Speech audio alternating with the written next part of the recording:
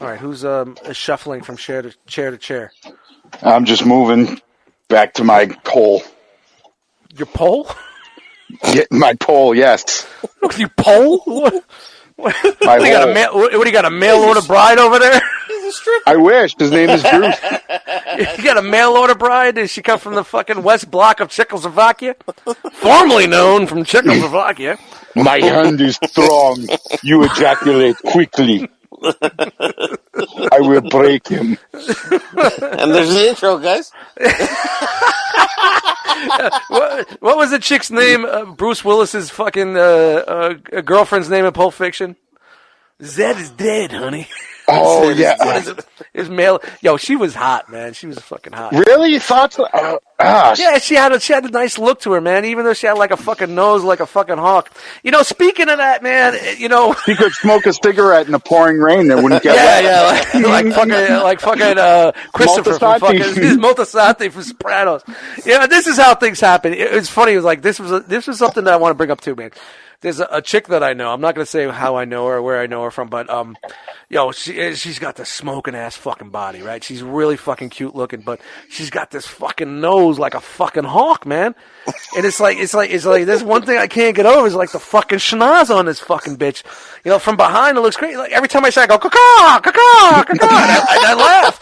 And then she turns around, I say, hoo hoo, but you know, it's like, and then you start looking around, like being in the business that I am, you see a lot of people every day, and I'm like, you can see people that look the same. Like, there's people that don't look exactly like her, but they have the same features. And you got those pig-faced people. You ever see the pig-faced people? The fat ones with the pig face with the little beady eyes with the pig noses. And the jowls. Yes, the pig. That's the pig man from fucking Seinfeld. There's a pig man. They're the dudes who work. They're the guys who work for Lando. It's just Ugnaughts. Ugnaught.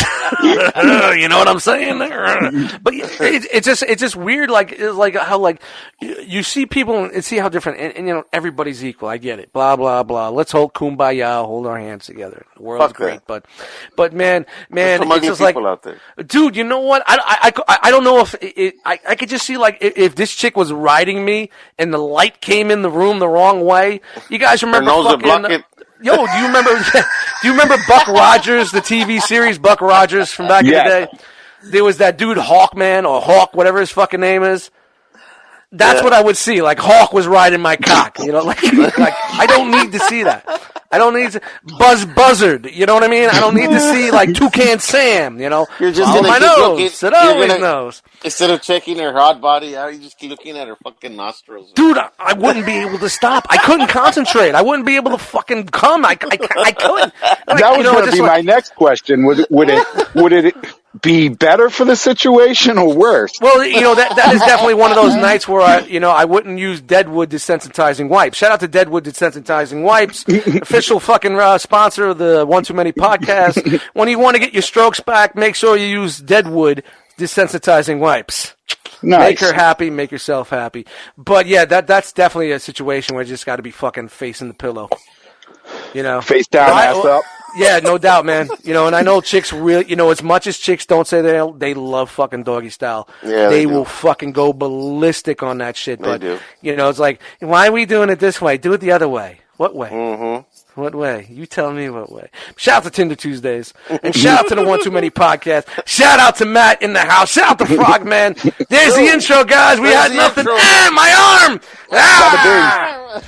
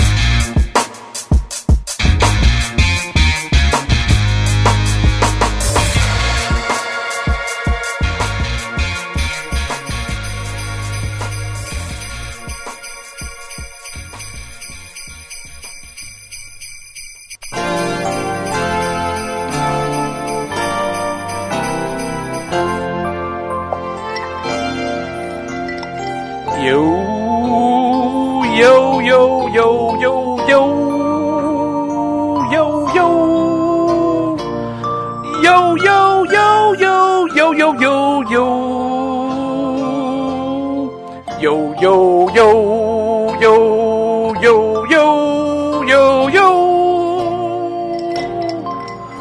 Yo, yo, yo. Yo, yo, yo, yo, yo, yo. What the fuck are we doing here? You guys, not one fucking giggle, not... Yo, yo, yo, yo, yo. What's up, everybody? Welcome to the One Too Many Podcast special Christmas special Christmas special. That's going to be the name of the episode. The special Christmas special Christmas special. It's a long title. Extended title. My name is Dust Mites. I'm joined by two fucking great guys that are here, not every week, every once in a while. Frogman's in the house, the Lone Star himself, Froggy What's Frog. going on, everybody? Welcome back to the show. Thank you for returning, and we're gonna have a great show for you tonight. Oh, you think It's so? our Christmas show. Yeah, I know so, man. We're gonna have a lot of fun tonight. And well, you know, I've been hitting the fucking sauce for a while. Yeah, do you drink your coffee? I need you to Yeah, drink your coffee. I'm like fucking Dean Martin, man. I gotta have that fucking. I can hear that. I gotta get the ice you jingling, baby. Something else jingling. Can't be a One Too Many podcast if I'm the only one fucking drinking on a One Too Many podcast. But, you know, that's how it goes here. So what's up, Frogman and special guest tonight? One of the many special guests, hopefully. Don't know. The door's open. Some people are supposed to be here. They may come in. Who knows? It's just like one of those 70s Christmas specials back in the day. You never know who's going to come through those curtains. Never know who's going to walk in. You never know. Hey, Don Rickles in the house. Hey, ladies and gentlemen.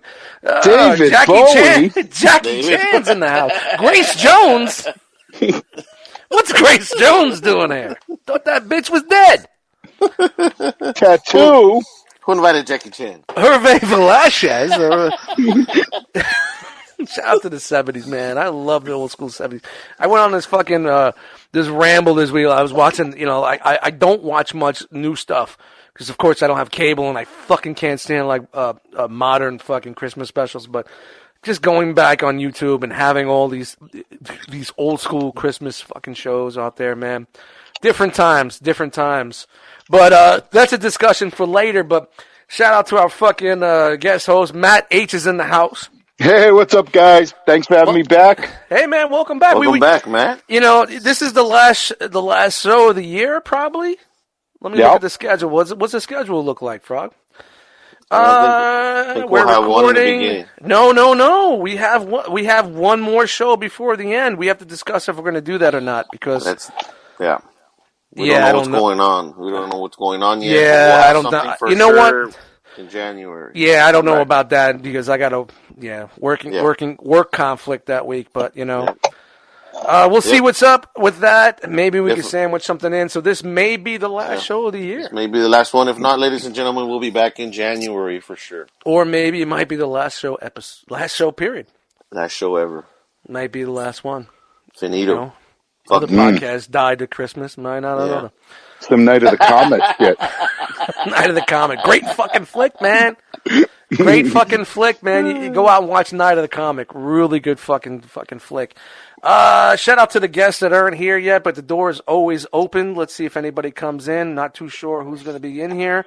Should post this live in the fucking Facebook, on our Facebook page. Let the 7 people that follow it see what happens. But you know. But, you know, whatever. It is what it is. I know Jose's not going to make it, I think. He says he wasn't sure. Yeah. Yeah, he popped into the chat He's got to for be ETR, but... Well, he better be in this motherfucker. Yeah. What's that One Too Many Podcast Christmas special without fucking Jose? Yeah, man. I want to hear some rice and beans fucking stories for Christmas. Shout out to Goya. Flauta? New proud sponsor of the show, Goya Beans. What'd he say? Flautas. What the fuck is that? Tell him what flautas are, man. Isn't it like a dessert type thing? Like almost like a fried bread? No. I am still a gringo. Is that yucca? Shout to yucca, man. Shout to yucca everywhere. Take me to school, Frog. Take me to school. Shout to yucca. Maduros. I just look in the frozen door at my grocer, the Goya door. Yucca, Maduros, Tostitos, discos, those little discos empanada wraps that you get that are frozen. Shout out to Goya. Shout out to Goya. Proud new sponsor on the podcast. Goya. We're making it big, guys. Making it big. You're going to see one too many podcast posters in your local bodegas on the corner. You're going to put that right outside next to the fucking payphone. Right next to the old English 800 fucking poster. You'll see a one too many sticker. No more payphones nowadays, man. Dude, you do see them every once in a while. You don't see them here, man. They're gone. Well, there's not much left deep in the heart of Texas. Anyway, but, I feel like it's seeing a payphone is like spotting a mime. You're just like, whoa. Like, what the fuck? Exactly. Right. It's like seeing your fucking ex. Oh, shit. You just look the other way and shit. Yeah, fuck that. I'm out. Yeah. No, it's funny. I see them every once in a while. The only places I do see them is usually like a gas station. And it's got to be like an old school gas station. It's usually but they're never operational, though. Yeah. They never I don't know. I never went up and checked it, but they were there. They're usually sandwiched in between the vacuum and the fucking tire pressure machine, the air machine. That's where they sandwiched the fucking payphone in right there. The last one I stopped and I looked. I was like, this is like a fucking dinosaur. Yeah, man. So I go and I walk over to it, and there's a headset, but the headset isn't connected to the phone at all. Yeah, it's just kind of hanging in the cradle. I was like, it's wireless. Oh, cool. It's wireless. Yeah, technology. it's wireless. Yeah, it's Bluetooth. Bluetooth. Yeah. Bluetooth. It's funny. It was like I remember back when I was with my ex, and we went up to shout out to fucking Connecticut. We went up to what's that spot up in Connecticut by the fucking water and shit. There's a lot, Dusty. Yeah, well, it's like a main spot that all the fucking couples go up to, and it's a bunch of old people.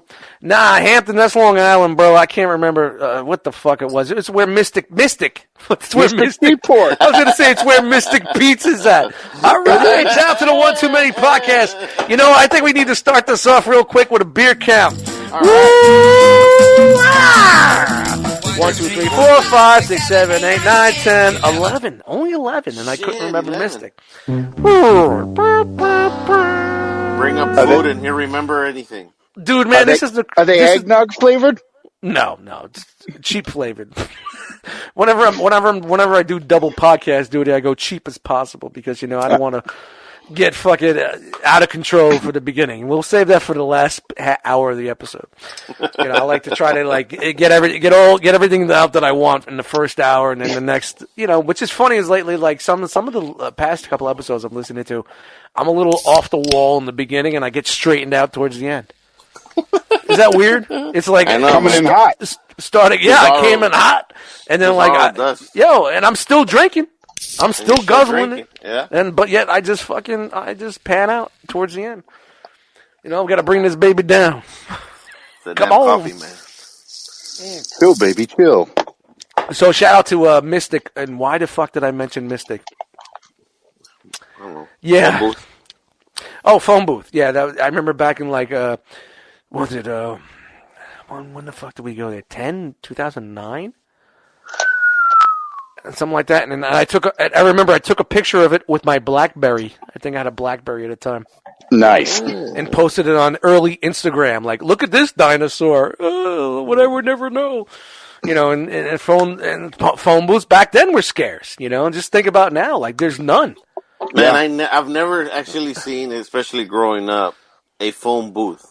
Actual walls. Yeah. They were in Manhattan all over the place. Yeah, they were just where fucking junkies used to take shits, piss, and fucking shoot up. People used to live in them shits, man. They were domiciles. They were like fucking. Excuse me, drinking. They were like fucking trailer parks. They were like trailer. Damn, no wonder they're not around no more, man. Shit. Yeah, well, where does when I was a kid, there was a pharmacy that had like a sliding, like wooden, like it was like part of the pharmacy.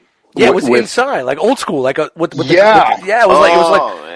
like one of those you would see it in the courthouse on the Untouchables. Had the sliding door, and the guy, he'd pick up the one receiver and talk into it. Let me get Klondike 59934, please. Yeah, it was wild. Hold please. Wow, what a crazy time, man. And you think like 1890, we went from telegraphs to, hello, how can I help you? Klondike 955, hold please. Hold please. Hold please. Chick fucking, she's smoking 35 fucking cigarettes a day. And then like 10 years later, hold please. Hold please. Hold please. Hold please. Hold please. Coffee, cigarettes. Hold please.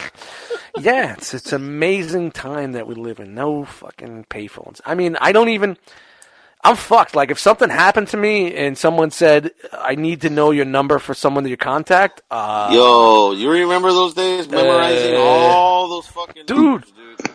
Yo, I'm getting to that age. I'm getting fucking old. I got a birthday coming up, man. I'm getting old. Your brain, dude. Remember all those phone numbers you memorized. Dude. I need to put like a little index card in my wallet, so if something ever happens to me, and like the ambulance drivers, they do what they call the in the South of the Sopranos, they call it the wallet biopsy or autopsy. Biopsy. Yeah. They call it the wallet biopsy. They go through your wallet to find your insurance information, who you are, and blah blah blah. So I really need to put something in there. If anything fucking happens to me, call this person, not that person. Call Frogman. And Frogman. Yeah. He'll be on the next flight. He's got to go from fucking Texas over here to this one to that one to Canada to get to Jersey. All I'm gonna say 18 is, fucking. Hey, do me a favor. Just put them on nice. I'll be there shortly. Yeah, this is Frogman on the phone. This is all right. Mr. Frogman, we have dust mites here, and he's dying. He is. We want to know, should we pull the plug, or do you want him, what are we doing? DNR? What are we doing? And this is Frogman. If he dies, he dies. Frogman just says, if he dies, he dies. Ribbit. Thanks, buddy. Thank you very much. Pull the plug, please. Pull the plug. Yeah. That's it. Pull it like you're fucking pulling the fucking ripcord on a fucking parachute. Pull it like you're starting a chainsaw. That's what I would have wanted. Just pull the plug. That's it. It's funny. This goes back to one of the old stores I was working in, and it's funny. Working in a retail area, you have a guy that works the back door. And he's a receiver. Hey. Any product that comes in the store, he checks in and makes sure, blah blah blah. Well, he happened to be a homosexual, and he's not. Yeah, he's a backdoor dude. The jokes all day long, man. Shout out. I mean, he's that cool of a dude that he understood and he got it, and you can make jokes like that. And shout out to Larry, man. He's a good dude. Shout out to Larry. Yeah, man. You could. Larry. When Larry he'd get on his thing, he's like, "Stop being a queen. Just stop fucking being a queen." He's like, "All right, Eddie, you know you love me," stupid shit like that. But he's not like Tinkerbell, get to work. Tinkerbell. Well, you know what? No, we're not trying to like make this a thing here. But I'm just telling you about a person that I know. Not that there's anything wrong with that there's anything wrong with that. And like usually, in the gay community or homosexual guys, they have that. I guess they have that. I don't know. I don't even know how to fucking word this without getting. Fuck it. I don't give a fuck if we're getting in trouble. You guys, if you listen to the show and you lived your lifestyle that way, I don't mean any harm. This is just how I am. An old school guy. I'm not being bad or this is how I'm going to be comfortable. It's like, New York. Come on. Like they usually like have a stereotype, like they're clean and they're super this and super. This dude was the total up. He was the fucking Oscar Madison of gays. Slob. Was he a bear? Oh, I don't know. I don't get that. Like a bear. So I'll take you to school a little bit. A bear in the homosexual community is like a bigger, not particularly like fit or wayfish, but like a bigger dude. That's typically he wasn't hairy. fat. It wasn't like dust mites, but he just didn't come off as like a Felix Unger. He was. Let's make it simpler and easier before we get people fucking with the hate mail, and next thing you know, YouTube's taking us off, and fucking Disney is fucking suing us, copyright infringements, everything in our ass, and people are mad at me. I don't give a fuck. Mad at me, whatever. But it's like, here you go. You got two different types. You got your Felix Ungers. You got Oscar Madison. This guy was an Oscar Madison. Gotcha. You know what I mean? Gotcha. Shout out to Gotcha. But he's an Oscar Madison, so, and like, we used to joke around all the time about being old, getting older and blah, blah, blah. And this was an older store. It had a really weird way. It had, when you went to go unload the truck, you had like this big freight elevator that lifted you up to the truck and you brought the pallets out with the power. It's a real mess. And I told him, I said, look, anything fucking happens to me and I go down, do not, and I repeat, do not give me mouth to mouth. Let me go. I just said, let me fucking go. Ladies and gentlemen, send your hate mail to yes. No. And I just said, just let me go. Just let me go. Not that there's anything wrong. Just let me fucking go. But it was like a joke. It was a joke that we had, and I worked. And I appreciate your help. Just let me go. I love everything you do, and you're a great guy. We exchange recipes and we talk about toilet paper. Together, but you know what? Let me go. If something happens, it's my time. You know what? If you want to push on the chest a little bit, that's fine. I'm all good with that. I'm fine with that. Yeah. Just keep the lips to yourself. Just let me please. Go. Let me go. Let me go. Let me go. But how the fuck did we get here? I don't know. Shout out to the Christmas episode, the Christmas special, One Too Many podcast. Frogman's in the house, Matt H is in the house, Dust Mites is in the house, and we're having a fucking good time. I think this is where we're going to segue to a commercial, and Frogman's going to come back with his song and dance number. All right.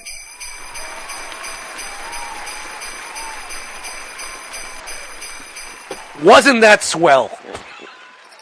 Welcome back. Great job, Frogman. What a great job with that song and dance number. Welcome back. That was a commercial break.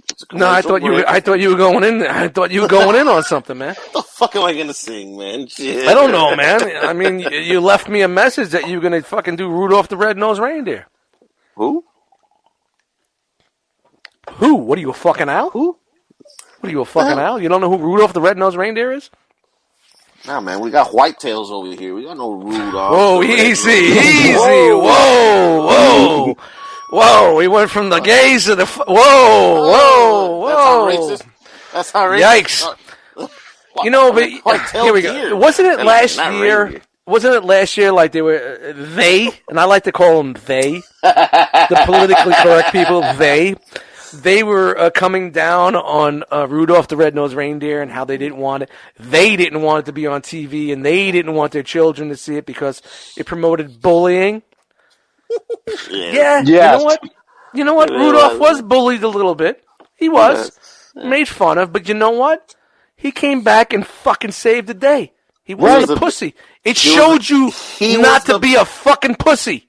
He was the bitch of the stable, and he came back and saved the day, man. He was the man. It showed you not to be a fucking pussy and be yourself. So how are you gonna fucking see a fucking show like that? And that's been on for fucking years. Shout out to Rankin and Bass, man. Rankin and Bass, that claymation shit. I love that shit to death. Turn it around. Where he was, but that was the part of the story, and there's stories like that in the fucking. In the Bible, in their holy Bible, there's stories mythology. Like that. It went over their head, and they made it a big deal. No, it's just people reaching for shit to fucking complain about. Yep. Karen, they would never have found the money, Karen. Jesus. Henry, you're not right. Henry, you're not right. They would have found it. No, Karen. Jesus. Shout out to Christmas special. Yo, shout out to the Christmas special. We're all over like a bad rash. They call this episode the bad rash. But we'll get back on point. Hold on. Let me take a sip. Let me take a sip. Shit. Fucking Dean Martin in the house, baby. I feel like I gotta light up a fucking L&M King or fucking Lucky. Light up a Lucky. Light up a Lucky. Lucky Strikes. 99% of doctors says it won't hurt you. Shout out to That's Lucky what I Strikes. started smoking. Yeah, in the 50s. You lucky. No, it was like you and Don Draper used to go for drinks every other fucking day. Yes, some highballs. Old fashioned, baby. Old fashioned. Let me get no filter. No filter. Yeah. No filter. Fucking kill yourself. That's what my uncle smoked. Yeah. Oh man, fucking tumors on your fucking neck. Everybody. Be an improvement at this point. in my family, I'm going to tell you right now, I'm old school. All my grandparents died from fucking cancer. All of them. Yep. All of them. My nana had the trach. She died like this. Died of cancer. Emphysema, my grandfather. My other grandfather died of cancer. My other grandmother, she was the Nazi, and she just died. She died a long time ago just from me. You guys know the Nazi story, right? Didn't I tell you the Nazi story once before? I know I spoke about the Nazi story. It sounds familiar. Podcast. Maybe it was on the Cobra Law podcast, but yeah, I'm German Irish and she's German and she was a Nazi, and I found that out in a really bad time in my life, and I haven't spoken to her since. You know, you go with your girlfriend at the time into a German festival up in the mountains of Hunter Mountain, New York, really hardcore German festival, and you're in the tent drinking warm beer, boom papa, having a great time, eating food, wearing your lederhosen. Yeah, and this is old school and hardcore German festival. I'm just going to try to keep this short. And they get up and, you know, they do the German anthem, blah, blah, blah, blah, blah, blah. All white heads, old school. Then they do the Nazi anthem. She fucking steps up, aisles, and starts singing. And like 60% of them were old school people singing it. I just looked at my girl, who was my wife, who became my wife back then, and I just said, "We out. We're out of here." And I didn't speak to her since. So, yeah. Wow. That's another part of my life that you could... the many stories that I have in the Dust Mites book. And she used to send me like you know, she was really tough on my mom, man. Like her and my mom didn't talk for years, and she was the type that would put my mom's hand over the fire. Very abusive, very fucking abusive, man. Very, you know. Shit. And the funny thing is, my grandfather was an American soldier who fell in love with her, brought her home. Oh no shit! Yeah, that wasn't super uncommon. No, of course. It happened all the time. And then she was, like, after my mom passed it, she passed at 42, she wanted to become part of my life again. And, like, I don't even know you. You're a fucking stranger to me. You're just this fucking person I don't know. And then you get those birthday checks. You know, at first I was cash and it was free money. I don't care. But, you know, when I tried to really become have her part of my life again, and that happened, that's when I was like, you know what? I don't want nothing to fucking do with you. And she sent me done is done. checks. I would send them back. So you are like Jerry Seinfeld. You didn't catch Nana's checks. I would send Nana's checks, send them back to her. You know, I put a SWAT sticker and put a Ghostbuster sign over it. You know, send it back to her. Try to get her to point. I don't even know if she's still alive. I don't know because I don't talk to many people in my family that know that side anymore. And that's the funny thing about my family is like my born side, my blood side, ghost in the wind. My father's side, you know, that's weird to say. Like my father's side, like the in-laws always supported in my life, always part of my life. Yeah, been part of my life. I'm the idiot that pushed them away because my life just became a turmoil. I don't. You know what I mean? I'm the one that did not keep in touch. Yeah, we're friends on Facebook, but we don't say anything to each other, which is fucking uncomfortable as hell. But you know what I mean? Yeah. I'm that guy. But you know what? They were always there. When my father bounced when I was 3, my aunt, his brother, his mother, his brother, they were there more for me than my fucking mother's fucking, you know what I mean? Yeah. My mother's family were. You know, you get that. And shout out to the fucking One Too Many Christmas episode. Christmas special. Bringing it down. It's kind of like Macaulay Culkin seeing the guy with the boots. You know, in Home Alone, getting all fucking, you know, bringing it down to a darker side of the podcast. I don't know where the fuck we're going with that, but how the hell did we get over there? German festival, that thing, whatever. We were talking about something with Christmas. Something related to Christmas. I don't know, man. Christmas shows. Christmas shows. What are we doing? Christmas shows? How do we get from Christmas shows to Nazi grandmothers to Rudolph the Red-Nosed Reindeer? We went from Rudolph, but how do we get to Rudolph? With the grandma story. No, grandma's story wasn't there. 7 fucking degrees of separation on the One Too Many You were podcast. talking about how the Karens were trying to ban it because it was bully bullshit. Oh, wow. How the fuck did we get there? I don't know, sir. Okay. I'm just along for the ride. All right. My arm! My arm! Oh man! Since we're on the Christmas topic, any one of y'all have a favorite Christmas movie? I don't know. I guess not. Well, let's go on to the Christmas next Vacation question. is pretty good. Yeah, We watched that again, and as much as I can't stand Chevy Chase, he plays that character on point. I know. He's a great guy. I was ready to get. Well, you know what? There's two different Chevy Chases. Yeah. There's late 70s, early 80s Chevy Chase, and there's the young Chevy Chase. Mid to late 80s Chevy Chase into what you got now. He is not a good dude, man. And I'm trying to figure out how the fuck we got there. I thought I was going on a point, about Rudolph and whatnot. But you know what? Fucking, all these. We were getting on. Oh, you know what I was gonna say? I thought not to turn the ship around, but get back on that. Like, I heard that these motherfuckers want to. That song?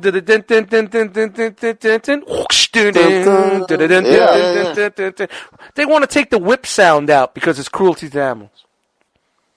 How do you know it's on an animal and not some dude in a gimp mask? No, well, it's the sleigh ride song. Right. And it could be dudes with gimp masks pulling the sleigh. How do you not know it's a kinky wife that likes to... Dude, I was just totally making it. That's where I was going. That was my punchline that got fucking sidetracked by Nazi grandmothers and fucking... Wow, shout out to the One Too Many podcast. But, that was my punchline in my notes.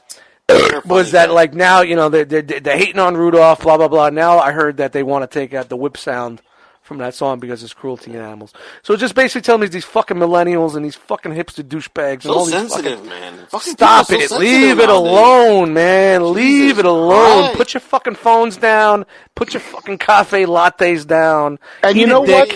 Take it in the ass once in a while and stop. To be totally honest, I don't think that's a majority. People talk about the war on Christmas and all this shit. I think that's such a minority. You know what I mean? I think it's just these people have these axes to grind and won't shut the fuck up. No, you know what it is? They have nothing else to talk about, so they're just going to fucking go to whatever's on trending and whatever's there and make it a big deal out of fucking nothing. Hey, look at me. I'm on Twitter. Nobody gives a fuck about your tweets. You twat. You took it right out of my mouth. Stay off a twatter. Stop. Leave it alone. You're not a superstar. Unless you're showing some fucking cleavage or some sort of ass, you're not nobody. Stop. Enough is enough. Enough. Why do I got to go towards the females all the time? I grew up. My life has been nothing. My life has been destroyed by female after female. This is why I'm kind of a little fucking aggressive towards females, man. Same here, yeah. Once in a while, I got to give him a fucking black eye. Yeah. Oh, Jesus. Yeah. Charlie, why are you hitting me? Sean Connery up in this piece. Shit. That turkey. Sean, yo, do you remember that? Dude, do you remember, what was that, with Barbara Walters? Yes. And he's like, sometimes you just got to slap a woman. Yes. Frogman, did you ever hear that? Let's see if YouTube has this, man. I know we're going to total segue again. That was Sean. His love hurts, and sometimes they got to take it. Sean Connery beating a bitch. That's what I'm Googling with Dust. Googling with Dust. Sean Connery. That was with who? Who did that? Barbara Walters. Was it Barbara? It was Barbara. Not Babar the elephant, Barbara. Not Babar. Well, that's, we're Googling with Dust and I've been drinking, so. Are we right on schedule? Shut up. Here we go. Hold on. We're definitely going to do something. I don't see this on my notes. It's on your notes, believe me. It's there, baby. If you have never seen this before, man. It's fucking unbelievable. All right, I'm gonna turn this. Send your hate mail to. Yes, no, it has not. This is Sean Connery, and this is. We do not approve. Or Yes, but you know what? It definitely has to be out there because if you've never seen this, it's fucking right. So shut up. I don't know how loud this is gonna be. This was a interview with Barbara Walters, Sean Connery, I don't know when this aired. I'm looking at it's not giving me much information, but we're gonna play. I'm gonna say mid-90s. I don't know, man. He's might be early or late 80s, early 90s. He's not that old. He's looking pretty good. Hold on, I'm gonna play.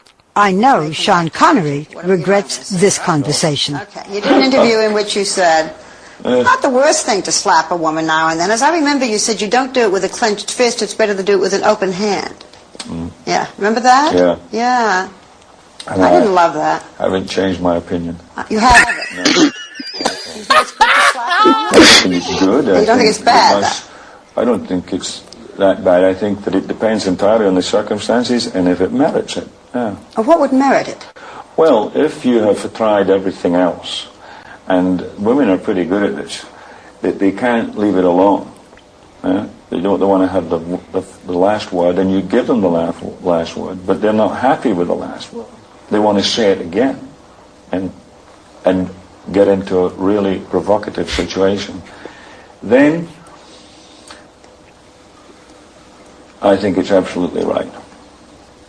By the way, Dude, She was like giving him every opportunity to wheel it back, and Dude, he's like, nope. he could have cleaned the slate right there. He could have said, she said, "Do you still?" No, not at all. I was mad for thinking about that. He could have cleaned it up. Shout out to Sean Connery. Not that I'm condoning any of that, but dude, this happened. That happened. There was no Twitter outrage. There's he didn't stop getting fucking movie roles. He wasn't fired. He didn't lose his SAG insurance. He still made fucking movies. He came back with Untouchables. Yep. Motherfucker. Favorite actor. Good actor. Dude, fucking that's funny as fuck. As bad as it is, trying to play that line, that's funny. That's funny. It is. That's funny. It is funny because she literally set him up like like you said, to reel it back, and he's like, no, fuck you. Barbara Walters gave him a second chance. He's like, all right, I'm going to give him a chance to fucking clean this up.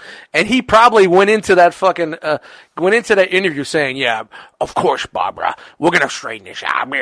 Yeah. Nope. You still feel that way? Absolutely. She's the last of my kind. If it works, it isn't the only one.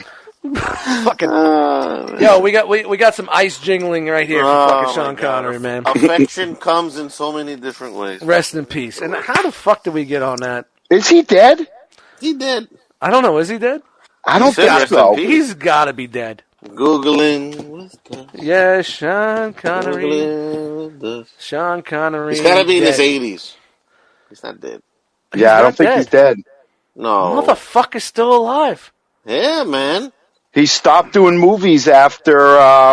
Because he started pissing himself and he couldn't fucking remember. No, something happened on the He's 89. Amazing Gentleman.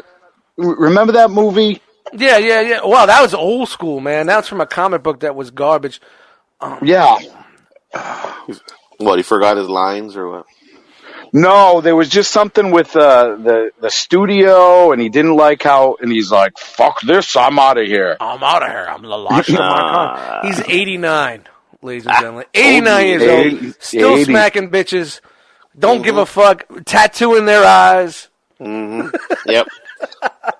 With an open hand. It's an open hand, of course. Because, sometimes they don't want to listen to what I have to say. You gotta slap them in the ass. Yeah. If it's warranted. And, it happens. Yeah. How did I go from my ex to that? I don't even know how. I don't know. It'll relate. It'll relate one way. Yeah, man. Shout out to the One Too Many fucking... I still don't see what the One Too Many podcast is? It's like... Do you remember reading those books as a kid? Like, it would start, like, you read the first 5 pages, and it would be like an adventure story. If you want to do this, go to page this. If you want to do that, go to page 7. Yeah, you want to go do this, go to page 17. That's what we're doing. Wasn't that in the movie Big or something? Big? Yeah, he was playing a video game. It was, like, super old school, like... I don't know. I thought maybe that's a porno he was watching. Some Mandingo. Frogman's been watching some Mandingo porn. It's called Big. Jesus, Frog. What are you doing here, man? Oh, man. Bringing out the board. My arm! My arm. All right, so I don't know. We sidetracked somehow. We got over here. I don't know how to fucking get. I gotta go back and find out how we had. I gotta leave a trail of breadcrumbs with you cocksuckers to see where the fuck we're going with this fucking podcast. But I think Frogman threw a question out there to bring this back to the Christmas shit. Shout out to Sean Connery. Can we get and slap? If it's warranted. Keeping us fucking straight, man. The last of his kind, indeed. The last of his kind. This is why I live alone, people. Not saying I like to tattoo a bitch up, but, this is why I live alone. Jeez. It's affection. Hey, if it's warranted. Some chicks like that shit. Yes. Punch me in the nose. All right, you got it.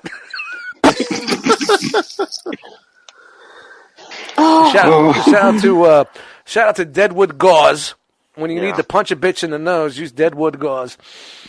No. That's a big ass fucking target. You better get a From the earlier, from we were talking about earlier. Wind up losing your fist in a nostril. Always knows. Follow your nose. I'm gonna come. He always knows. Fuck! Stop saying that, bitch. All I see is purple hearts, green clovers, and blue diamonds. You cunt. I'll show you some fucking blue diamonds. Pow! Kapow! Bing, bow, boom, yow! To the moon!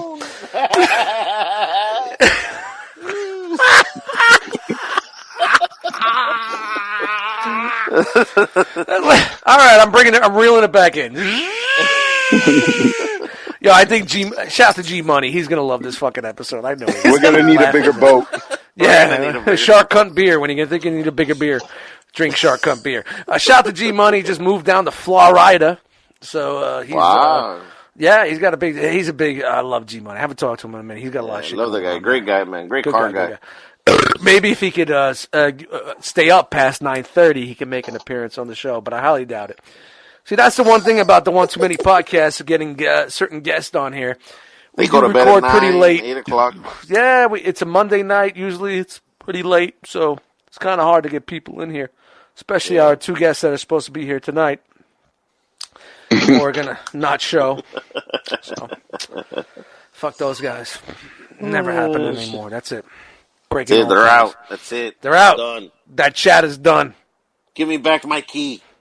Once you close a chat room, then it's like, oh, fuck. We fucked up. We fucked up now. Dust might close the chat. He goes to the chat. I just spilled fucking gin all over my belly. Wow. Making the fucking We still smell nice. Yeah. I smell like fucking Christmas pine. Yeah, gin tastes like juniper. You ever? I don't know. We're segueing. Here we go. For a while there, like back. Here we go. Whoa! Back it up. Beep, beep. I'll first back it up. I'll take it. Back in the day, like for a while there, I was on a gin kick. I would drink gin straight, and like if you could drink anything straight, gin is definitely not the fucking thing to drink straight. Oh. I would get that. What was that? Gorton's, the one with the pig, with the boar. With Gordon's. Gordon's with the fucking with the fucking pig on the side. Yeah. The crew that I was running with at the time, I was running with this hardcore fucking crew that I was running with at the time. They were a hardcore band. They played hardcore music. Yeah. I was doing a thing where I was working. This is pre Limp Bizkit and all that shit. I was trying to incorporate hip hop into rock music. Not saying I started the genre, but I was kind of like trying to work my way in there with that shit with them. And I've worked on hardcore records. I've mixed hardcore records. I've helped guys write hooks and shit for hardcore records. And, a lot of real great hardcore came out of NYC, man. And this is when I was in Jersey. When I got to Jersey. Not so much. Jersey. Yeah, it was early '90s. You know, so I used to hang with these dudes, and like I was a beer guy, but these guys were fucking hardcore. I'm gonna add him again. I don't know if he pops out, then it's on his own. Maybe he did it on his own. Hardcore fucking like liquor drinkers. Like I was a beer guy. Like, and that's where we used to drink gin straight, and like gin. Oof. you know what? It reminded me like eating pine needles. I'm trying to keep this Christmassy, but that's where it came. That's what came into my. The flavor of gin is actually from juniper. Who? I don't remember eating pine needles. From juniper is juniper. It's a type of evergreen. Yeah. There you go. So I'm not fucking. Well, I am fucking crazy and off my fucking glory. No, you're not. You're not crazy at all. Yeah, like, he is a little bit. Yeah, I'm fucking nuts, though, man. I'm one for the fucking books.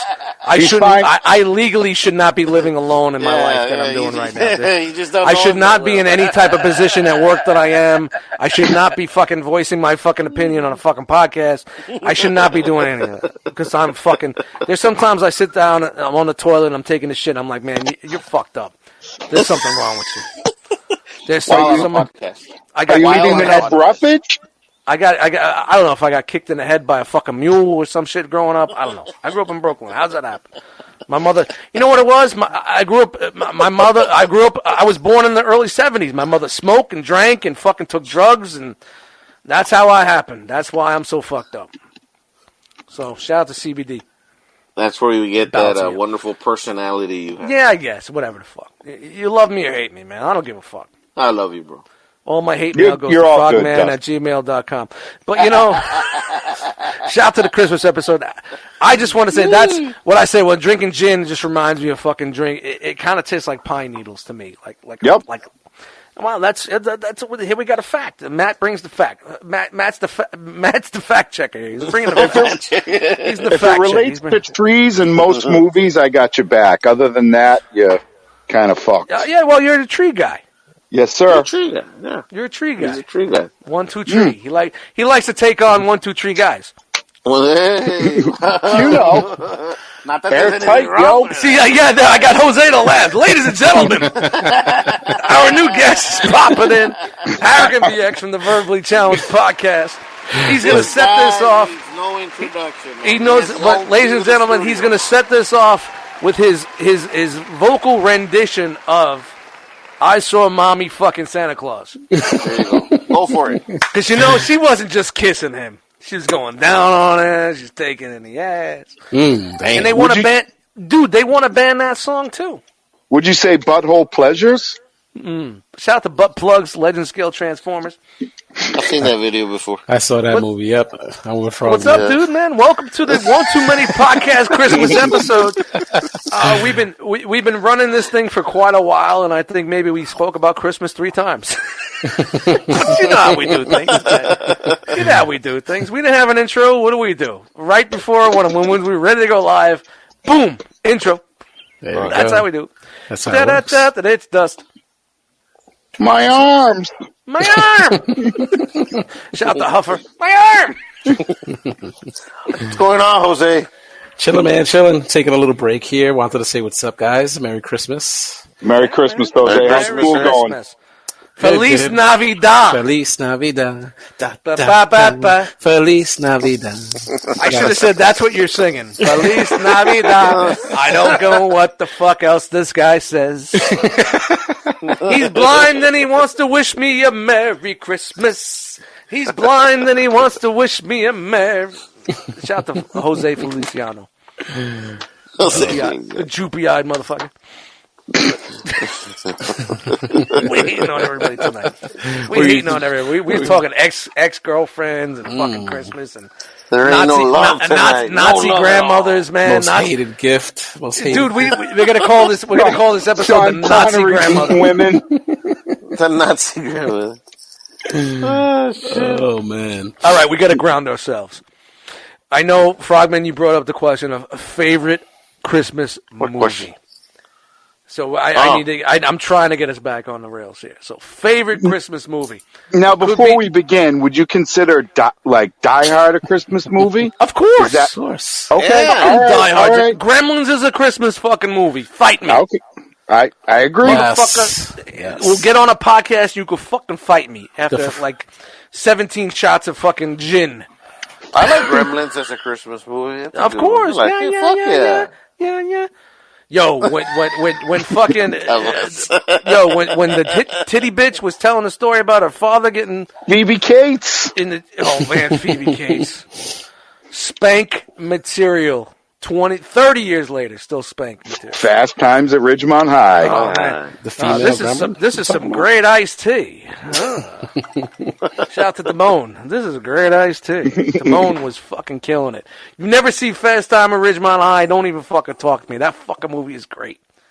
Fucking fantastic, man. Is that one of those that you can still watch today, or would it be... Oh, yeah, dude. No way. No way. Like no, the Goonies or anything else? Fast Times, you can't watch that today. Okay, yeah. With the PC police? There's nothing real. No, there's nothing in... What are you talking about? She the young 15-year-old girl gets her virginity taken in a fucking dugout. In a fucking baseball field from some but it was consensual. It wasn't. Yeah, I mean, I guess it doesn't matter. It don't matter if it's consensual or not. Doesn't matter, man. You got kids nowadays. They're 13. They already lost it. What the fuck's I know the that, difference? but you know what? You're not talking about the kids. You're talking about these fucking kids that are now parents that were hidden for the past 10 years in their fucking basements. I blame. You know what? I've come to the conclusion. I don't blame the children anymore. I blame the fucking parents. Yeah, I just absolutely. want to punch them in the face. It's always the parents. I'm in the fucking store the other day. This fucking kid is screaming at his mother, "Fuck you! I'm gonna do this!" Holding on to his tablet, his fucking $800 iPad. I don't care about this. She's going, okay, relax, okay.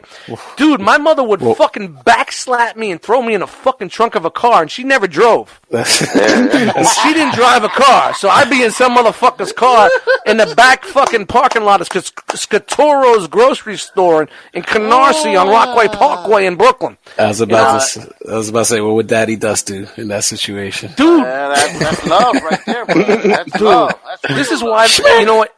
Maybe it's a good thing I don't have fucking kids. I'm just saying. But you know what? My kids won't be fucking pussies. Period. They either love me or hate me. They'll just be eating it. Yeah. Shout to Fast Times at Ridgemont High. Bringing us back. Shout out to Christmas movies. Shout out to Die Hard and Gremlins and, Phoebe Cates. She's got some great big yams. Yep. Yam life. Yep. Okay, Frogman, your favorite Christmas movie? All time. My all-time favorite Christmas movie? Yeah. Man. Oh, God, here we go. Yeah. I don't have one. Dude, come on. That's fucking bullshit. I don't have one. You're copping out. I think you're copping out. What are you, Jewish? What's your favorite fucking Hanukkah movie? I ain't no Jew. Yeah. Whoa, easy. You can't say that. That was aggressive. You can't say that.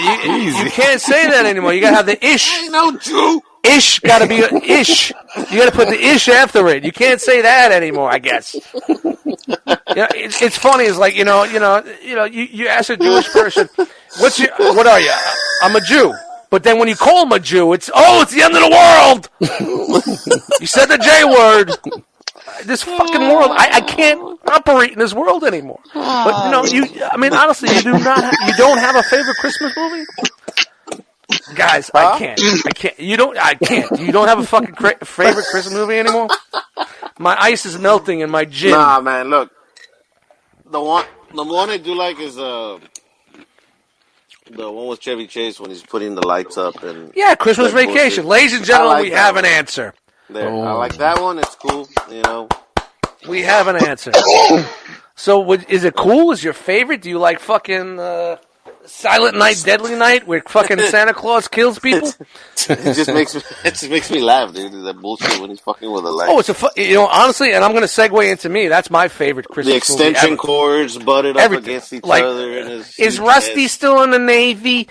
I mean, basically, my mother loved that movie, and I used to watch it, and I loved it for watching with her. But as being an adult and watching as an adult, it's in my opinion, the best modernized Christmas movie about the stresses and bringing everybody together and having your family together and trying to make it the best fucking possible Christmas ever. And shit just goes fucking batshit crazy. I know a lot of people say A Christmas Story, but that's the 40s. That's the 1940s. Yeah. This is mostly your best, in my opinion, your best modern, even though it's the 80s. It's kind of modernized.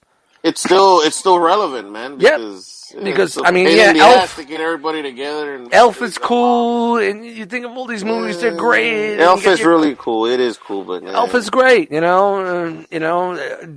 Caan was fucking incredible. I love James Caan. Great. Ernest Saves Christmas. That's another one. That's good. But like you say, okay. Let brass tacks. Christmas Vacation. I'm Christmas Vacation. Matt, what's yours? I like A Christmas Story a lot, but it's neck and neck with Vacation. To be honest with you. No, you said you didn't like Chevy Chase, so you can't say that. You're anti Chevy Chase, man. You're a Chevy Chase hater. Yeah. Yeah, well, look at some of the shit he's put out. He's got like 3 good movies. Dude, didn't we?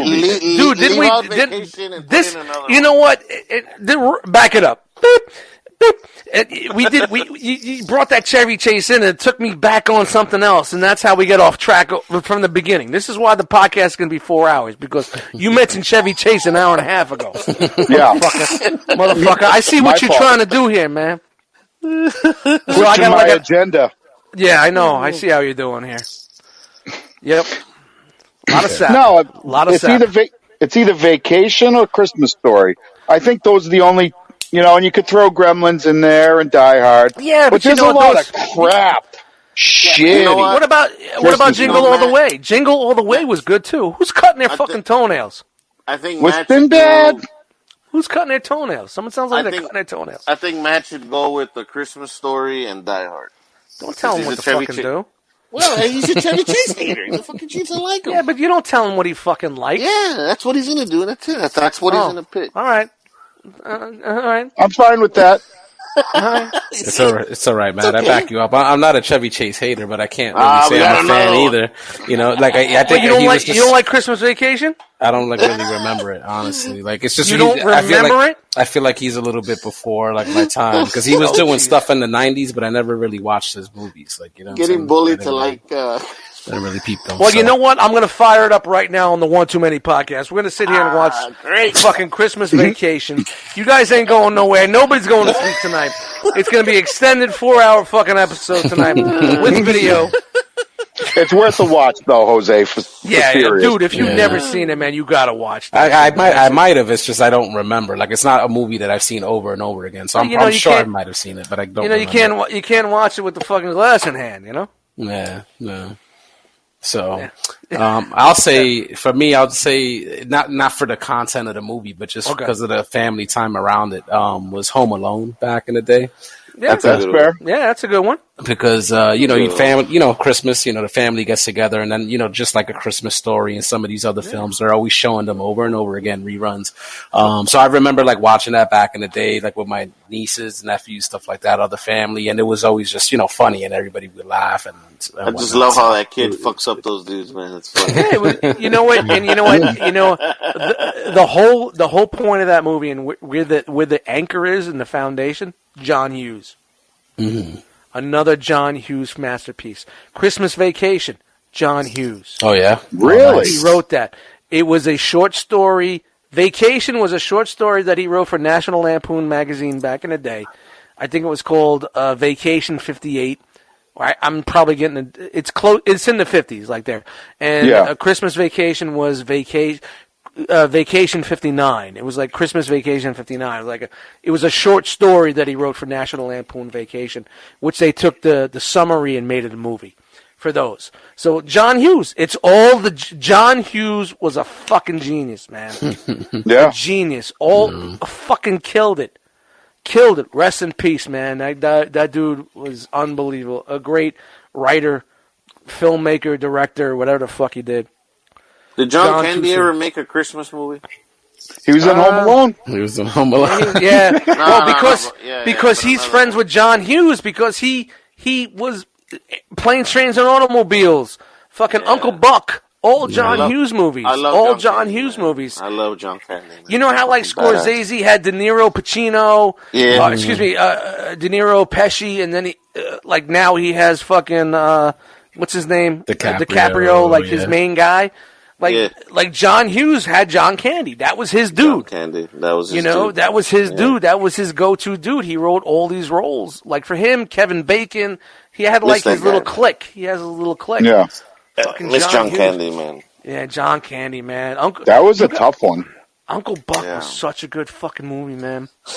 I could watch Uncle Buck today. I haven't seen it. I probably haven't seen Uncle Buck in probably about 5 years. It's been a while. Yeah, I could fucking piss myself laughing, man. That was Macaulay Culkin's first movie. His first movie. For real? Movie. Yep. Yeah. Yep. Yeah, he was like the youngest. That's true. Miles or whatever. That's where John Hughes pulled him in. He was like, "Hey, I'm gonna get this." All right, so that's our favorite movies. Favorite movies are done, right? Mm-hmm. Let's keep this rolling and keep the Christmas stuff going here. So, favorite Christmas special normally. Oh wow! Hold on, we got a new host. Stuff like that.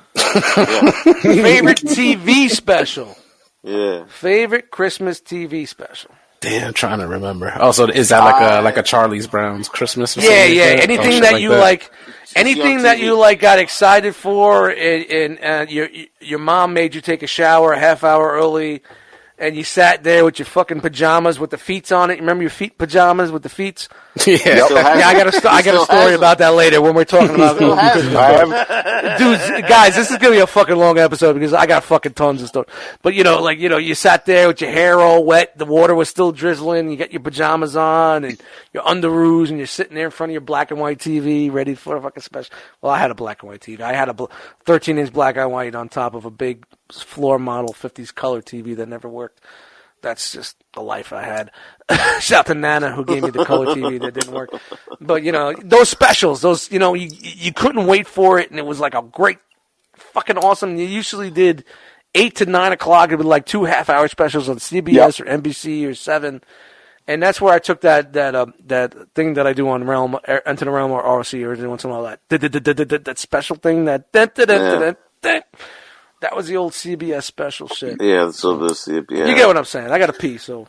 Yeah. Frogman, take the wheel. I got to wait till you come back. Yeah, my memory of stuff like that. Just go. Favorite TV special. What your special is. I'll do it when I come back. All right, okay. What do you want me to do? Fucking piss in a fucking can? Go piss. Go take a piss. All right, get off my fucking back. Oh, 2 seconds ago you wanted to fucking take the helm. Now you're like, I gotta wait for you to come back. Jesus Christ! If we make it through fucking the first quarter of 2020, it's gonna be Merry fucking Christmas. Yeah. Is Rusty still in the Navy? Go take a piss. All right, ladies and gentlemen. So, Jose, man, you go first, bro. I mean, I see like the way you guys were describing it. You know what? I do sort of remember like that, like what you guys just described as far as like the intro, like on those like CBS specials. But I honestly don't remember any type of content. So I don't remember like looking forward to anything like that, like in particular, like a show, like on one of the broadcast channels. I really don't. It was always just the whatever movies were on rerun. And it was always like just that anticipation of, trying to stay up till midnight because, they allowed you to open some gifts and shit. That's the way we did it, in our family. But, I honestly, I don't know if I smoke a little bit too much or drink too much or whatnot, but I can't recall. You can't recall? Well, I'm going to tell you, man, my favorite one, and it's more of a modern one by Tom Hanks. I just love the Polar Express. I don't know if that's good. It. Okay. That's a good one. Tom Hanks pulls out some good shit, man. And for the Christmas time, the Polar Express is one of my favorites. What about you, Matt?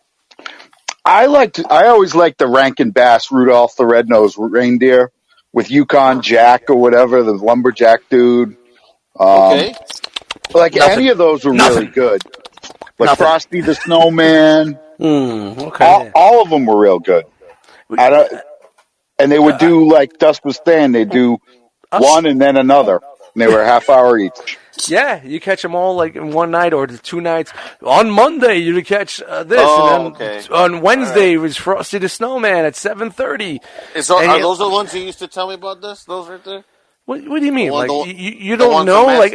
Whoa! Let me. Am I the only one that remembers that? And I think when I was going to the bathroom, like Jose, were you saying like you don't remember that era because you didn't have that? Growing up. Yeah. being a little bit younger than I am. I'm not the only one. Yeah, now that you just described it, like the Rudolph the Red-Nosed Reindeer and the Frosty the Snowman, little like sort of like short cartoons, like now you're like jogging my memory. But I definitely was young. I definitely was young. I mean, so was I. But TV was the biggest thing. Guys got to remember. I was born in the early 70s, so like the early to late 70s was like my pre-10 years, like, pre-single number years. And that's when all this shit was coming out. This is when things were huge. Yeah. Mm-hmm. Like, they made a big deal about fucking Frosty the Snowman being on because, you know what? It's the first year it's on. When you get to the 90s and 2000s, we could get the video, you get the DVD, but like when I was watching it, it was brand new. Like it was premiering that year. TV was the fucking shit. You fucking sat there. I just remember the memories of just sitting there and being excited and watching it. And it's not like nowadays you could just throw a VHS tape or a DVD or watch it on YouTube. Or Vimeo, whatever the fuck it is. Whatever the fuck it is. Like back in the day, you had to wait until the next year came around to see it again. So you can honestly say that is your favorite Christmas special, those ones you're talking about. Oh, yeah. Yeah. Or Matt. You. No, I'm you, sorry. Matt. Oh, you just, I'm sorry. Whoa. I'm sorry. I just took a 25.5-minute piss. They did it. I know. I know. Anyway. But, it's just for editing purposes. Keep it rolling, Matt. Excuse me, Matt. You would think after doing this fucking podcast for this long, Frogman would know how to bounce off. Take it easy. Come on. Yeah. Relax. Any of those claymation joints were real good. Yeah. To pick a Santa Claus is coming to town. Remember Santa Claus is coming to town? It showed you the origin of Santa Claus. The origin of Santa Claus. Yes, he had a red hair. He looked like Bo Walker. South Dakota Records, Bo Walker. He looked like Bo Walker with a beard. Yo, man, incredible. Fucking incredible. The Frosty the Snowman, and then they made the fucking Frosty the Snowman part back. 2 with the girlfriend. They made him a girlfriend so he gets some ass. It's been a long time, man. Yo, he took the carrot off his nose and he put it somewhere else. I'm just saying that's what I saw when I was a kid. He was like interchangeable like a fucking potato head. Dude, that's the joke of the night, ladies. I don't think I get any better than that. I've been swinging at the fences all night long, and I think why are my shorts wet? Oh, that's from the water. I thought I pissed myself. Yeah, it's from the gin. I thought I pissed myself. I'm like, oh Jesus Christ! I'm only beer count 1, 2, 3, 4, 5, 6, 7, 8, 9, 10, 11, 12. Only on 12, dude. I told you, man. The gin and tonic. No, that's just all for Dean Martin purposes. Dean Martin, that was just got the glass going with the ice. That's for the old school Dean Martin specials. Trying to get that ambiance of being like a Christmas special from the 70s. Let's hear that ice, bro. Let's hear that ice. The ice is melted, bro. We've been recording for over an hour now, so the ice is fucking melted, brother. It's all over my lap. I was like, oh man, this is going to be Dust in 5 years, waking up with pants that feel like this? Jesus Christmas. Pretty much. Yeah. All right, so Rankin and Bass. So, you're the old school guy like me, man. Like 76 I was born. Dude, I'm not, I'm a few years before you, but we're the same era. We're the same. Dust was born in 1942, but no one really knows Yes. He was drafted. He was on the beaches of Normandy. He was. He just doesn't like to talk about it. Yes. When we always go back and watch those 1940s and 50s fucking life documentaries. You're always looking for yourself. Yeah, that's it. That's basically what I grew up on. And then she's going to baste the turkey like this. What about Christmas song, guys? What do you all like for Christmas? Well, you don't want my answer? I already know what you're going to say. The Claymations, 1970s, blah, blah, blah. Fuck you. Okay, go ahead. No. You know what it is? It's the Fat Albert Christmas special. No, it's Did you know Fat Albert had a Christmas special? I remember the cartoon. Fat Albert cartoon had a Christmas special. She-Ra and He-Man had a Christmas special. There's so many cartoons that were from the 70s and 80s Saved that weren't by the claymation. Bell. That had no, we're talking cartoons. Saved by the Bell, great yams. But cartoon specials for me. The cartoon specials. Transformers? They didn't have one. Never had a G.I. Joe didn't have one either. No, they didn't have one. I'm talking about like some real shit. Scooby-Doo? Ghostbusters had one. Probably had one. Ghostbusters probably had one. Don't remember it, but I'm sure it's not the real Ghostbusters. No, not the real. No, the off-brand. The off-brand. The off-brand with the gorilla, which was actually the original Ghost. Which was actually, if nobody knows, was the original Ghostbusters. And if you have not seen the movies that made us, you would know how they got the title and were able to use that copyright for the show Ghostbusters. It was very funny how that came to fruition. So make sure you go watch that episode of The Movies That Make Us on Netflix. Movies That Made Us. Netflix. Good stuff. All right, Christmas songs. We're going to roll through this Christmas shit because we got to get the Christmas stories, and that's when... Those going to take a while. Oh, my God. It's 12 o'clock at night. Ladies and gentlemen, the One Too Many Podcast Christmas special. I guess for Christmas songs, mine's not really a song. It's more of a beat. It's kind of like a rock beat. Most people use it for commercials now, and I fucking hate it. Okay. So what? It's the dun dun dun dun dun dun dun. Well, that's a song. That's by Choir the Bells. something orchestra or whatever the fuck. Yeah, it is. yeah. So it's a song. It's a song. Yeah. I don't know the name of it, but yeah. I like that. Well, if it's your favorite song, if you don't know the name of it. Well, come on, man. Shit. I don't know. Once a year, come on. Google it, Exactly. frog. Google it. I mean, I guess maybe for me, I'm in that same boat. I wouldn't remember the name of it either. You see, shit. I'm not the only one. Am I the only one Christmas means so much to them? Christmas was such a huge part of my life. I just wanted the Huge part of gifts, my man. life. I guess that was like for my. I don't want to sidetrack into stories we're going to talk Christmas stories, but my who's cutting their toenails? Nobody's. I'm messing with a figure. Oh, it sounds like someone's fucking cut. Yeah, all of a sudden you're gonna oh fuck my eye! You caught some shrapnel. You caught a piece of shrapnel in your eye. You're gonna come up. We're gonna see you on fucking Breaking the Mold with an eye patch. Call me Snake. Call me Snake. I'm a pirate now. That's what I'm about. You've been trying to find that Star Wars bootleg, huh?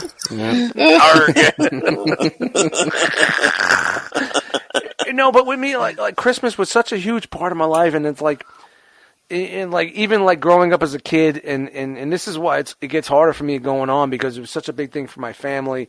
Christmas Eve was always a big thing. And then Christmas Day, nobody gave a fuck about. But Christmas Eve was the big thing.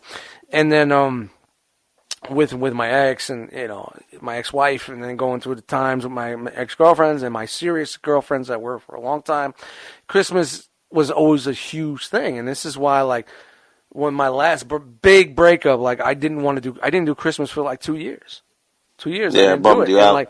And especially when me and my ex-wife split, I didn't do Christmas either because she took all the Christmas decorations.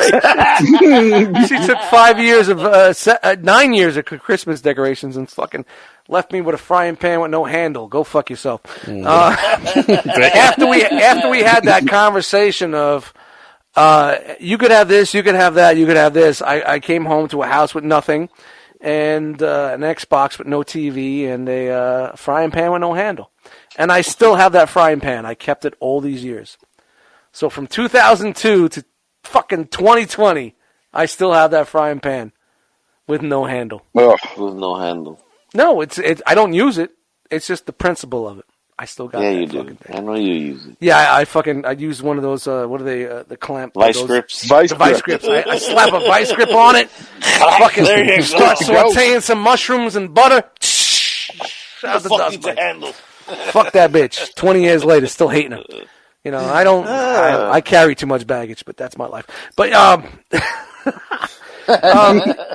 and you're right. I really like and I can't pick one TV special that I like because I kind of group them all together in one era of TV specials. And I think the Rudolph, the Rankin and Bass stuff, the claymation stuff, Santa Claus is Coming to Town, all that type of things. Rudolph's Happy New Year. You remember that one? Yeah.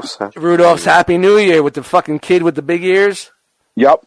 Yeah, with the caw, caw. The bad bird. The bird was the bad guy. Caw. Yeah, great ass. Caw. That was one that wasn't on every year. It was like on at a. It was for New Year's, so they really make a big deal about it. You know, it was like, Yeah. it's a week after Christmas. Let's throw it out on there. And you know what's great about it? It's like it's all stop action claymation, which basically how Star Wars did their shit. When we watched Star Wars in the 70s, they were taking the same technology that they made these specials and making fucking the movies that we love. Stormtrooper. So Stormtrooper, go fuck yourself. But I would have to say that I can't believe I have this much energy at 12 o'clock at night. But I would have to say, like, I can't say one. Fuck Snoopy, the Christmas Charlie Brown. It got too spiritual. They were trying to go. It was too much. It was too much. Lights, please. Go fuck yourself. You know, I don't need Linus fucking getting up on a soapbox and telling me about fucking Jesus. I don't need it in my life. Sorry.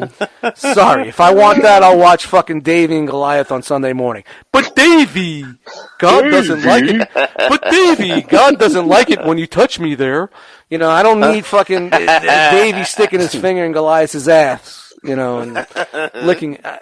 You get what I'm saying. I know, Dust Mites is on. That's Dust. But I'm just saying, I'm in that mode right now, and I want to speak, and I'm speaking. I'm just going to say real quick that, like, I really like the Rankin and Bass, all that shit. That is the epitome of Christmas to me.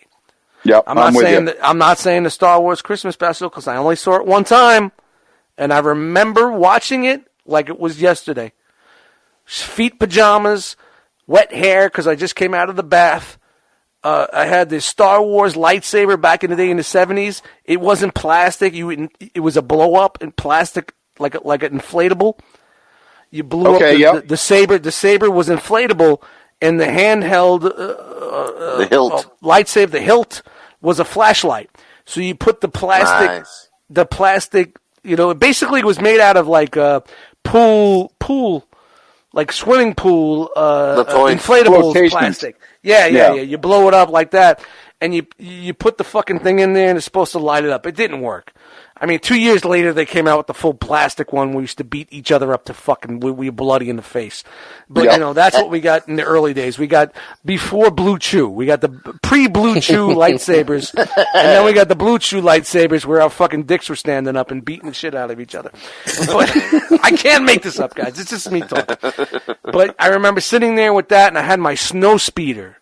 And it was right before... I don't know. I couldn't have a snow speeder because that was Empire. Empire came out. Yeah, Empire hadn't come out yet. So I guess why do I remember having a snow speeder? It had to be you're mixing up two memories together. Yeah, I'm mixing the gin with the fucking Coors Light. It must have been. It had to be an X-wing or something. Whatever. I had some sort of fucking a vehicle with me. But you know, as much as I love that X-Men, Star Wars special, I'm gonna go with the Rankin and Bass, and I'm done. X-Men Star Wars special. Who's next? We got everybody? Yeah. And Jesus breathe. Christ. Breathe. Did the X-Men cartoon ever have a Christmas special? Probably. Not that I can remember. I don't know. A special? No, I'm not sure. Yeah, there was always Googling with Dust. There was always every show had a Christmas thing. That was like a thing for years. They still do it. You should do that for a rock watch. It was called Have Yourself a Morlock Little Christmas. It was. Storm, hold on, I got Storm and grouchy humbug Wolverine go last-minute shopping in Manhattan only to be caught in a life-or-death crisis involving Leech, the littlest Morlock. You remember Leech? He was the Morlock. He was the mutant that was able to steal your powers, so if you were around Leech, hence his name Leech, you couldn't use your powers. He was a power dampener. So he was a Dollar Tree rogue. No, he didn't steal your powers. He just nullified your powers. Oh, gotcha. You couldn't use him when he was around. No, you're normal. Yep. So there was actually, there you go. Shout to the 90s, baby. Nice. Look at that. Googling with Dust. Pays off. Segments. And we're going to segue into favorite all-time Christmas song. Jingle bells, Batman smells, Robin made an egg. Jose, I thought it was going to be Jose Feliciano. Feliz Navidad. Did we do favorite songs already? I already did mine. Did we do that already? No, I don't think so. no I think not we everybody. Not No, I was everybody. going to say, broke into it. didn't we do? Didn't we? How the hell did Feliz Dust went Navidad off come in? road. Dust went off road. All right, I went off road a little bit. So all right, so we're doing officially right now. I got to go back and listen to that. Wow, I'm just looking at the notes. Well, I was just wondering. I'm like, man, how the hell do we get with Feliz Navidad if now we're talking about songs? So somewhere around the line, we had to start talking about favorite fucking songs. You said a song and then you segued into something else. Whatever, it is what I do, man. I'm sorry, guys, but when you listen back to it, you're like, yeah, it works. It's funny. It works. It works, and it's funny. So let's get this out of the blue right here. Let's say, what's your favorite all-time favorite Christmas song? Not carol song, whatever gives you the feels. I'm old school. I'm Frank Sinatra, Johnny Mathis, Bing Crosby. That's the Christmas that I like. I don't like this new fucking Christmas. I like my Dean Martin, Ready to Rape a Bitch Christmas song. All right. Baby, it's cold outside. Yeah, you ain't going nowhere. He was just sliding all in them DMs. You know what I mean? You better take that shit off. That is my Christmas, man. And you know what? It's hard for me to find one song that I say, like, that would be my fucking favorite. But if I go to your house and you're turning on some generic U-Log shit on YouTube with royalty-free instrumental fucking Christmas, go fuck yourself. I want my old school. I want my Time Life. You remember back in the day, the Time Life collection. Time Life Christmas collection. All the hits. The Johnny Mathis, the Burl Ives, the fucking... I could go on forever, being a guy from the 70s and the 80s. That's, and you throw in there, you're simply having another douchebag day. You throw those in there. You get, Little Bon Jovi. Yeah, your little modern shit, but modern Christmas songs, like anything from like 90s up is garbage. Garbage. I don't want to hear any of that. I don't want to hear fucking Beyonce Christmas. I don't want to hear fucking any of that shit. None of it. It sucks. Little Motley Crue. And I don't want to hear Lil Wayne fucking sipping on scissor, telling you I'm dreaming of a purple Christmas. Ain't happening. Mariah Carey. Happening, son. Mariah Carey, nah. All I want to No, fuck Mariah Carey. I just want, you know what?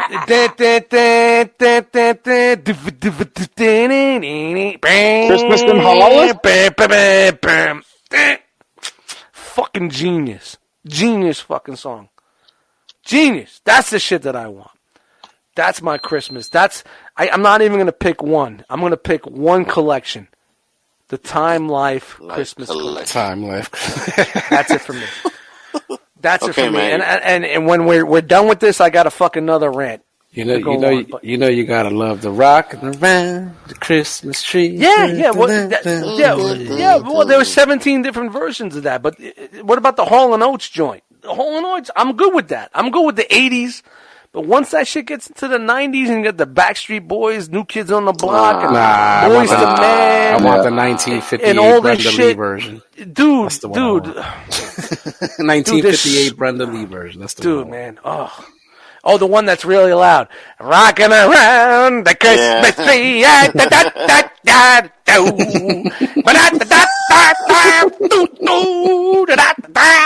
I told you I was going to sing and dance tonight. Yeah. Told you guys I was bringing the pain. Yeah, man. Like some of this modern shit, I ain't fucking with it. Not for me. So, Matt, Jose, that's your favorite? Yeah, that's my pick. I'll give you that. All right. I can see you're tired and it's pretty cheap, but okay, we'll go with that. To be honest, I'm not a big fan of Christmas music in general. I worked retail. I know, man. So do I. I know. When you work retail, you realize there's really only like 15 Christmas songs, and they it's just over and over and over and over. Yeah, but if my feet are to the fire, I'm gonna go with David Bowie, Burl Ives, Little Drummer Boy. Yeah, that's a good joint. That's a good joint. Do you hear what I hear, guy? Man, I love that shit. Yep. And then I love Bowie it. Even though they're talking breakdown. about a Messiah and bullshit that never happened before, but it's a story. Yeah, you know what? A child. Yep. That's a every pedophile's favorite song out there. A child. Unattended? Send your hate mail that's to trending. Eddie What was that Dust trending? Mites, Favorite pedophile gmail.com. Christmas song was Drummer Boy. What was that? Wouldn't it be the Jackson Pa-ra-pa-pum-pum. 5? Wouldn't it be Jackson 5? What the hell? Santa Claus is coming to town by the Jackson 5? I would say that's the pedophile joint. Next categories, best Christmas porn. Yes, video.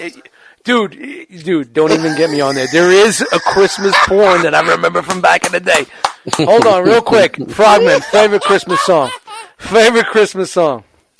I told you, man, that choir, symphony choir. The bells. All right. I like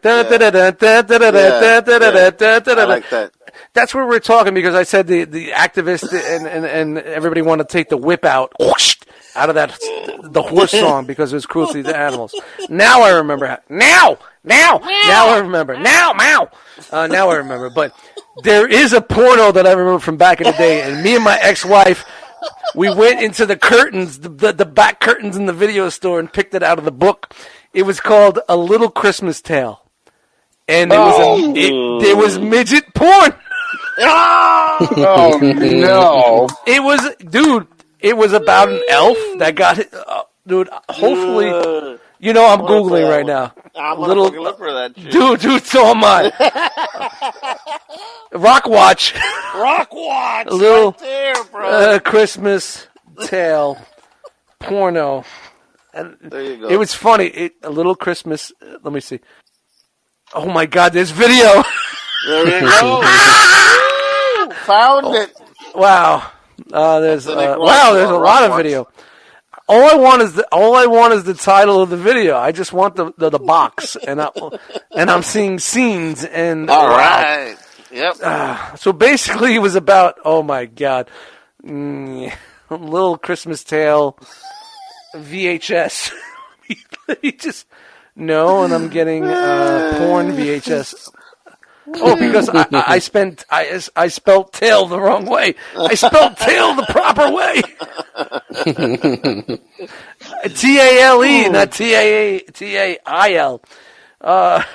Dude. Hit that tail. Oh, man. I'm just getting cutscenes. I am not getting... I remember the fucking DVD, the VHS tape. I remember the cover. Hey, did she take that too? What's that? Did she take that too? Dude, it's not it. Well, whatever. But it was funny. It was just like my ex-wife was a little. She was a little kinky like that. She was nice. Some exes don't like porn, but she used to like watching porn, reacting, and next thing I know, I was fucking hanging from a fucking swing on the fucking thing. I got my leg up on the dresser. With a leather gimp mask. No, nothing that kinky, but it was just like, man, dude, this is back. I was 20 years old, man. I got my game on, man. That's what we did back then, Whoever has I wasn't married yet, My hat off to you, bro. Wow. Yeah, but shout out to Dust Mites doing his thing. That's why my back hurts. Make it move. That's why I try to pick up a quarter from the fucking ground. I look like fucking Iron Man doing the fucking superpower smash every time I try to pick up a fucking pen or a penny off the ground. I gotta fucking put my fucking knees to the ground just to fucking pick something up, my pants up. But yeah, shout out to Little Christmas Tale. It was a porno back in the day. It's about a little fucking elf that gets some ass, and then when Santa goes to deliver the toys, he slides up in fucking Mrs. Claus's. You know what I'm saying? So yeah, great stuff. That's back when porn was porn. That's when porn. There were movies. You actually saw movies. There were storylines. Yeah, it's a story to it. It wasn't just. There were storylines, And don't get me wrong, when you want to get shit done, this is all good. But, it was like cinema. It was like, it was good shit. How'd you get there? How did that happen? Where did you meet her? Yeah. How did you accidentally slip your dick in her ass? How does that work? Ow, my arm. My arm. So, shout out to the Little Christmas Tale. But, Next category. So, no, something that I came up today, and it really fucking got my goat. Like, I'm a producer. I make hip hop music. I am not a fan of lo-fi hip hop. You guys know lo-fi hip hop? No, I have no clue. You know what? YouTube search lo-fi hip hop. Basically, it's supposed to be like mellow hip hop to relax and smoke, and they do these 24-hour, 7-day-a-week streams of these tracks that are lo-fi hip hop for studying and relaxing and being mellow. Hey, Jose, they might help you. It's like little jazz samples that have like off-time drums. And one thing as a producer, like, it's basically what I get from it. It's bedroom producers that don't know how to make music. Everything's off time, and it sounds fucked up and awkward. Nothing really works. It's like drums are supposed to go doom, do that, doom, doom. This will go doom, do that, doom, that, boom, bap. Like totally off time. Nothing's quantized. So is it like just like freestyle jazz? No, it's kind of weird. I mean, I don't even know how to. I hate it. It's easy to make. Don't get me wrong. You could just throw shit at the fucking wall and make a low. For me as a producer, I could take 4 drum sounds, a sample, and a fucking bass note, and just throw it into my fucking sampler and make a fucking lo-fi hip hop. And like things are very slow. They're not low. They're not EQ'd properly. It's not shit like it's not that triplet shit. But what killed me was recently, like I've been seeing a lot of things coming up, was like lo-fi Christmas hip hop. So it's like Christmas or somewhat Christmas typey sounding drums and samples and beats like lo-fi, like the filters are all like things that are supposed to sound like that or like muffled like. I'm gonna have to check it out, dude. I hate. I'm reading about it right now. I fucking hate lo-fi fucking hip hop. I fucking despise lo-fi hip hop. So to find out they're doing lo-fi, Jose's gonna love it. Of course he will. Of course he will, because he doesn't like the Rankin and Bass claymation shit. Fucking 90s motherfucking baby. But you know what I'm saying? Wow. Young buck. It's coming out now, baby. It's coming out now. It's love. All that love. It's live. But this was just something that just got my goat. Like, you know, like I don't like lo-fi and I stay away from lo-fi. I know Pinkerton's a fan of lo-fi. And he's like, yeah, you should make it. And I made beats for him and I sent it to him. I'm like, hey, he's like, wow, that sounds just like what they do. I know, it's so easy. It's something that you just, it's so easy to do. It's like these bedroom producers aren't putting any work into what they're doing. And people are thinking it's like, it's the fucking greatest thing since sliced bread. Yeah. Go fuck yourself. You know what? I'm going to make money doing lo-fi hip hop. I'm going to start my lo-fi hip hop channel. 24 hours, 7 days a week, Dust Mites lo-fi fucking beats. There you go. Then to throw shit on the wall and see how it happens. But then to find out they're doing Christmas lo-fi hip-hop, and it's not really Christmas music. It's just every once in a while you hear a sleigh bell or some sort of, like, instead of like being a jazz piano, which is really like what lo-fi hip-hop is, a lot of jazz piano and horns. Like they're really jazzy, like slow, deformed jazzy. Watch like, you know, like a chick with 3 eyes and a fucking and that's 700 pounds. You know, that's what lo-fi hip hop is to me. But you know, they're doing that with Christmas now. But dudes, guys, this is something, and I think I'm gonna have to fucking screen share that. This is the newest thing that I saw that come up. This came up on my YouTube feed today. Christmas music from another room. It was 24 hours. It was a live broadcast. Christmas music from another room. That's what it's called. And when you click it and listen to it, they show a picture of a house with the snow, you know, the animated graphic, and the music sounds like it's coming from the next room. It's muffled.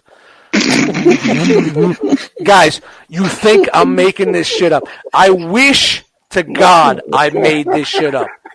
So you thought it was going to be something exactly opposite of what they actually described. I didn't know what it was. Dude, I didn't know what it was. It's definitely not clickbait. That's for sure. Dude, I didn't. You know what? It has 103,000 views. That's crazy. 42,000 likes. Christmas from another room. So basically, you're listening to Christmas songs if you were in the bedroom and your mom and pop were chilling in the living room. Hold on. You think I'm fucking nuts? Dude, No, I saw love this. it. I Dude, think that I saw this today, and this is what got me on my lo-fi. And I've always been on a lo-fi ramp. I'm not a fan of that genre. It's very easy to make. I should fucking make it because I'm sure I can make some money or do something with Your it. channel will blow up. Watch. Yeah, I just don't want to do it. So, okay, you guys see this, right? Yeah. All right. So I'm gonna put the audio up so we can hear it, and I'm gonna start from the beginning. So shh. So basically, you got to think about someone listening to music in a different room. You're in your bedroom, doors closed, blankets over your head, jerking off to your phone, your iPhone, your Christmas tale, and your parents are listening to fucking Christmas music.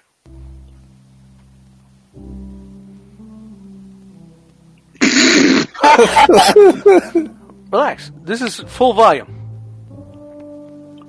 Yeah. Telling you, man, it's for those college kids that are away to give them like a little taste of home or something. They play these on their laptops so they feel like they're like in their bedroom. Yeah. This is why we got the society coddling. I gotta disagree. I kind of love it. Why? On it because it tells you exactly what it is. You know what I mean? You know what, though? I get it, because Yeah, but you know what? why? It's There is no rhyme or reason. Relax. Listen to it. You can hear it without You it can't being even make out what the overpowering. fuck it is. It just sounds like music that's the highs are filtered out. Christmas from another room. Relaxing totally snow, relaxing snow and Christmas lights ambiance. You're good with this, Absolutely, 100%. dude. Because if it wasn't exactly what it said it was, it's great. Like, I would never listen to it. Don't get me wrong, but it's literally no doubt. calling it what it is. Yeah, of course. Matt's you gonna can say be jamming out to this tomorrow. no doubt. You can say I just put my phone under my pillow. Well, you know what? Basically, you could say, you know what? I just ate a fucking hamburger that had cheese on it. Okay, this is me eating a hamburger with cheese on it. That's the title. Christmas music from another room. Listen. Yeah. Shh. This is a snowy, wintry scene outside a beautiful decorated house with Christmas lights, falling snow, and the relaxing sound of Christmas music from another room. This is a nostalgic type of Christmas relaxation video that I made to remind you of being a child and hearing music playing from another room. You fucking piece of shit. The music sounds more soft, gentle on the ears, and makes me feel generally very relaxed. This is a guy whose Uncle Benny used to fucking come into the room after 2 o'clock in the morning. Give him a special visit.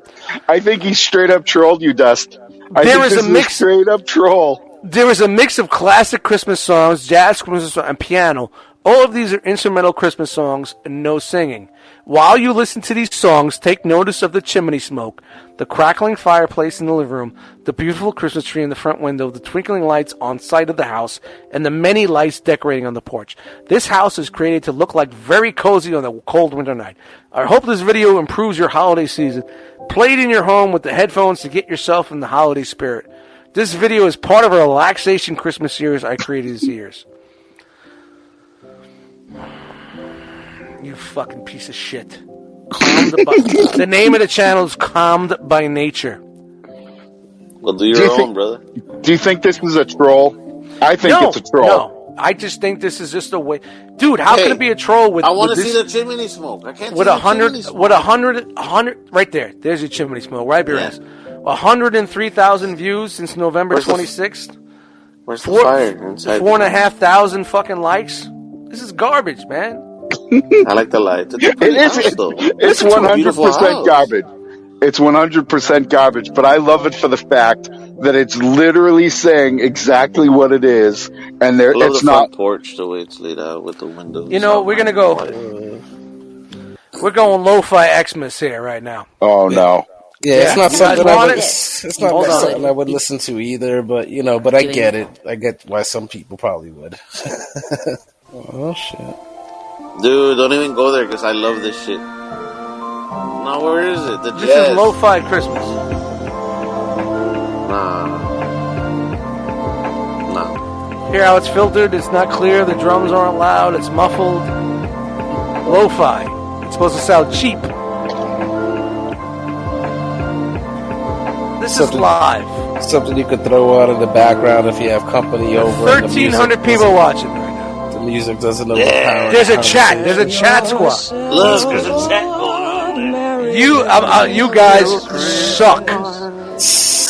I'm posting that in the chat right now. You guys can see that? You can see the chat that I posted up in the chat? You guys suck. This music sucks.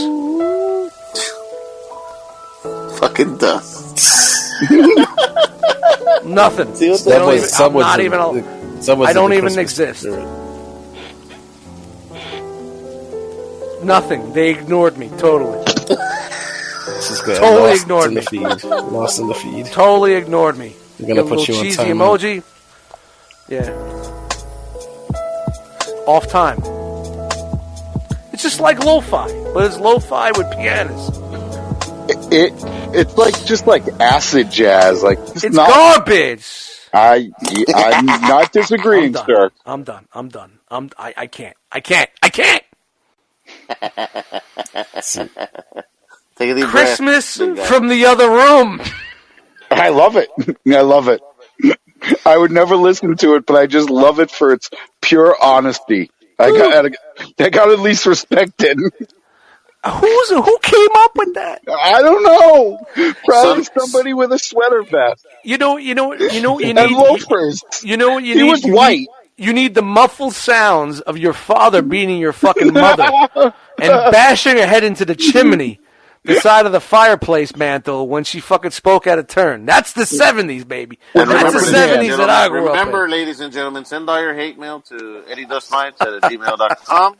Yeah, you can send the hate mail to me. I don't give a fuck. But I'm a dinosaur, man. I'm just from a different fucking era, man. The sun's getting pretty low, big guy. Yeah, go fuck yourself, man. Go listen to that fucking dude. That shit, it really irks me, man. It really pisses me off. I get the lo-fi thing because that's like it's a genre. That's like literally if somebody took a shit in your pool. You know what? It's funny. It's like back in the day, like when I was making hip hop. I'm listening to it right now. I'm sure you are. And everybody was converting from sampling to doing keyboard beats, and they're like, and I used to get joked at because Dust Mites wasn't just a name for me. Dust Mites was, what we got in the realm.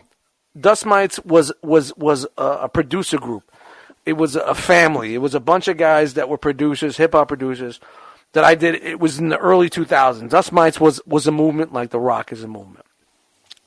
And everybody used to come down and, oh yeah, you can't hang with this new shit, blah, blah, blah. You're sample, you're a boom bap guy, blah, blah, blah. I took some time, 2 months, fucked around a little bit, made fucking keyboard beats that sounded fucking right up on par with what everybody was doing. Did you cram it up their ass? It was easier. It was easier to do. I don't know how to read music. I don't know how to. I just play it by ear and know sounds, and I know how to fucking manipulate sounds. And I'm just saying. Now, I know we're getting off tangent, but it just goes to tell you, like, I know how to conform to new stuff when it comes to music. That shit, it's so simple and easy. I'm not even gonna fuck with it. Like I said, Chris told me I made a couple of lo-fi beats. I sent it to him. I'm like, yeah, man, it's really easy. I could do it. This took me 22 minutes, 18 minutes, 15 minutes. You know what I mean? It's just like, it just.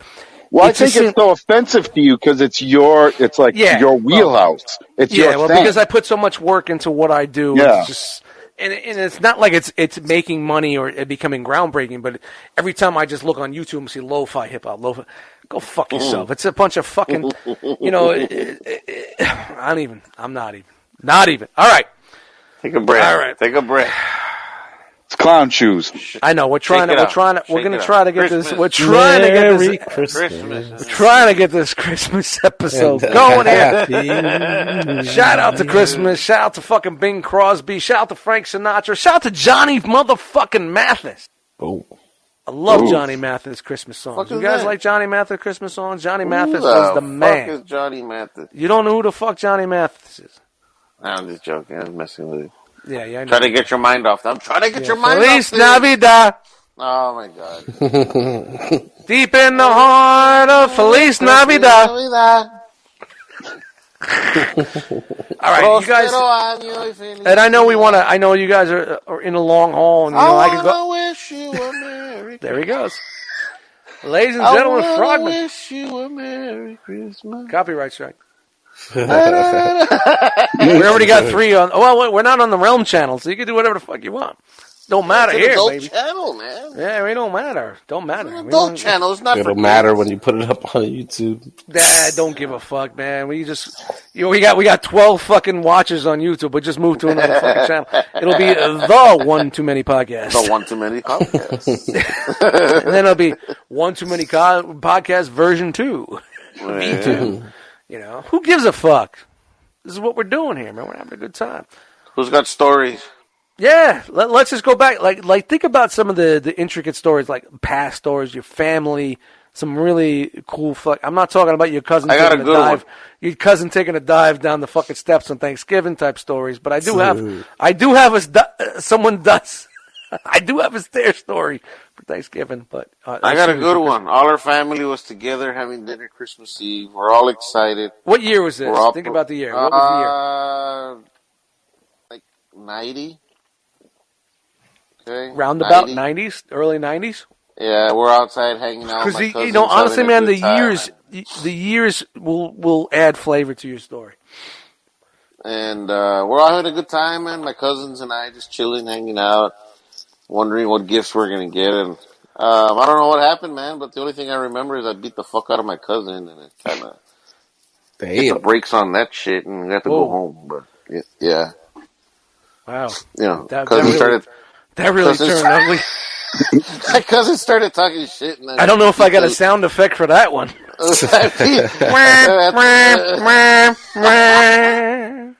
then I killed him. And I beat the living fuck out of him. Who let him go first? And yeah, that's my story, man. Did you tell him was the gift that keeps on giving? Yeah, I had fun, dude. Wow. Do you still talk to said person? I still beat the fuck out of him today. Oh, He's afraid of me. It's just one of those rivalries that you have. Nah, I just beat him up for fun. I fuck with him. It's Father's Day, bitch. And that's your Christmas story. I love it. It's fun. All right, I'm writing the screenplay right now. Shout out to John Hughes. I'm bringing back that John Hughes Christmas flavor. The One Too Many Podcast Movie Network. We're gonna reenact everything with marionettes. Please do. The One Too Many Puppet Podcast Network. Fucking marionettes. Left, right. What was that? What was that marionette show that was like sci-fi? It was like Star something. Thunderbirds. Yes, yes. It was Thunderbirds. Yeah, Thunderbirds. That's where the guys from Matt Stone and whatever those guys from fucking Trey Parker. Fucking what was that? South Park came up with South Park. What was that one movie they did with that America Super Force or whatever the fuck it was? Yeah, America. Fuck yeah. Coming to save the motherfucking day now. Now the guy that sang that was the guy that sang in the wedding one with what was the movie with the wedding? Wedding Crashers? No. It was fucking Old School. Old School, man. Fucking Old School was such a great fucking movie.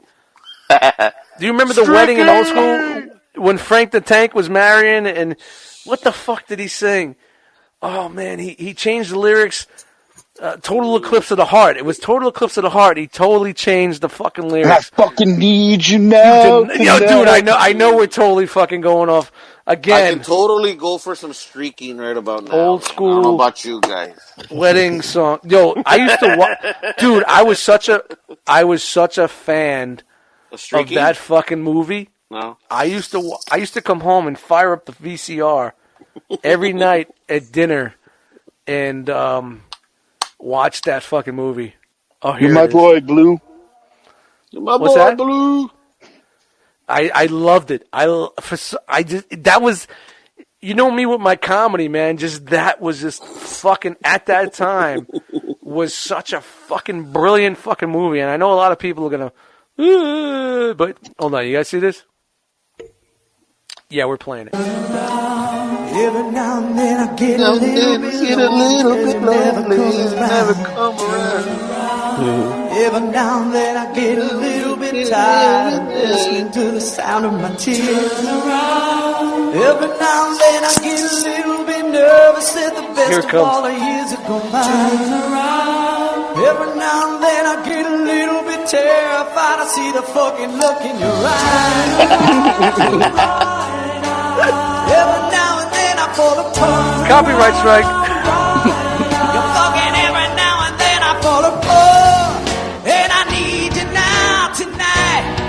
I fucking need you more than ever.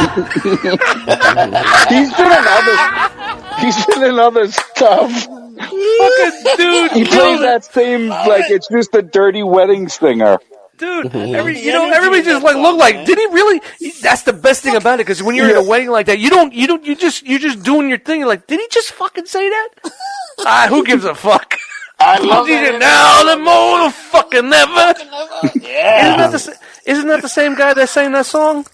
America, fuck yeah! It sounds just like him. It could be. Shout to the Christmas special. Totally fucking always going on a beaten path here on the Christmas special. Dude, can go for you got what was it? You know what I'm gonna do tomorrow? I'm watching Old School. It's been a minute. It's been a minute since I seen Old School, man. Everything from beginning to end, that movie is fucking incredible. Frank the Tank, fucking Snoop-a-Loop. We're going streaking. Oh, I like your cup. Fucking Jeremy Piven playing the nerdy little fucking dude. The headmaster, yeah. Yeah, I hated what's his name? Fucking what's his fucking name? A forehead guy he was in Swingers. Fuck. Vince Vaughn?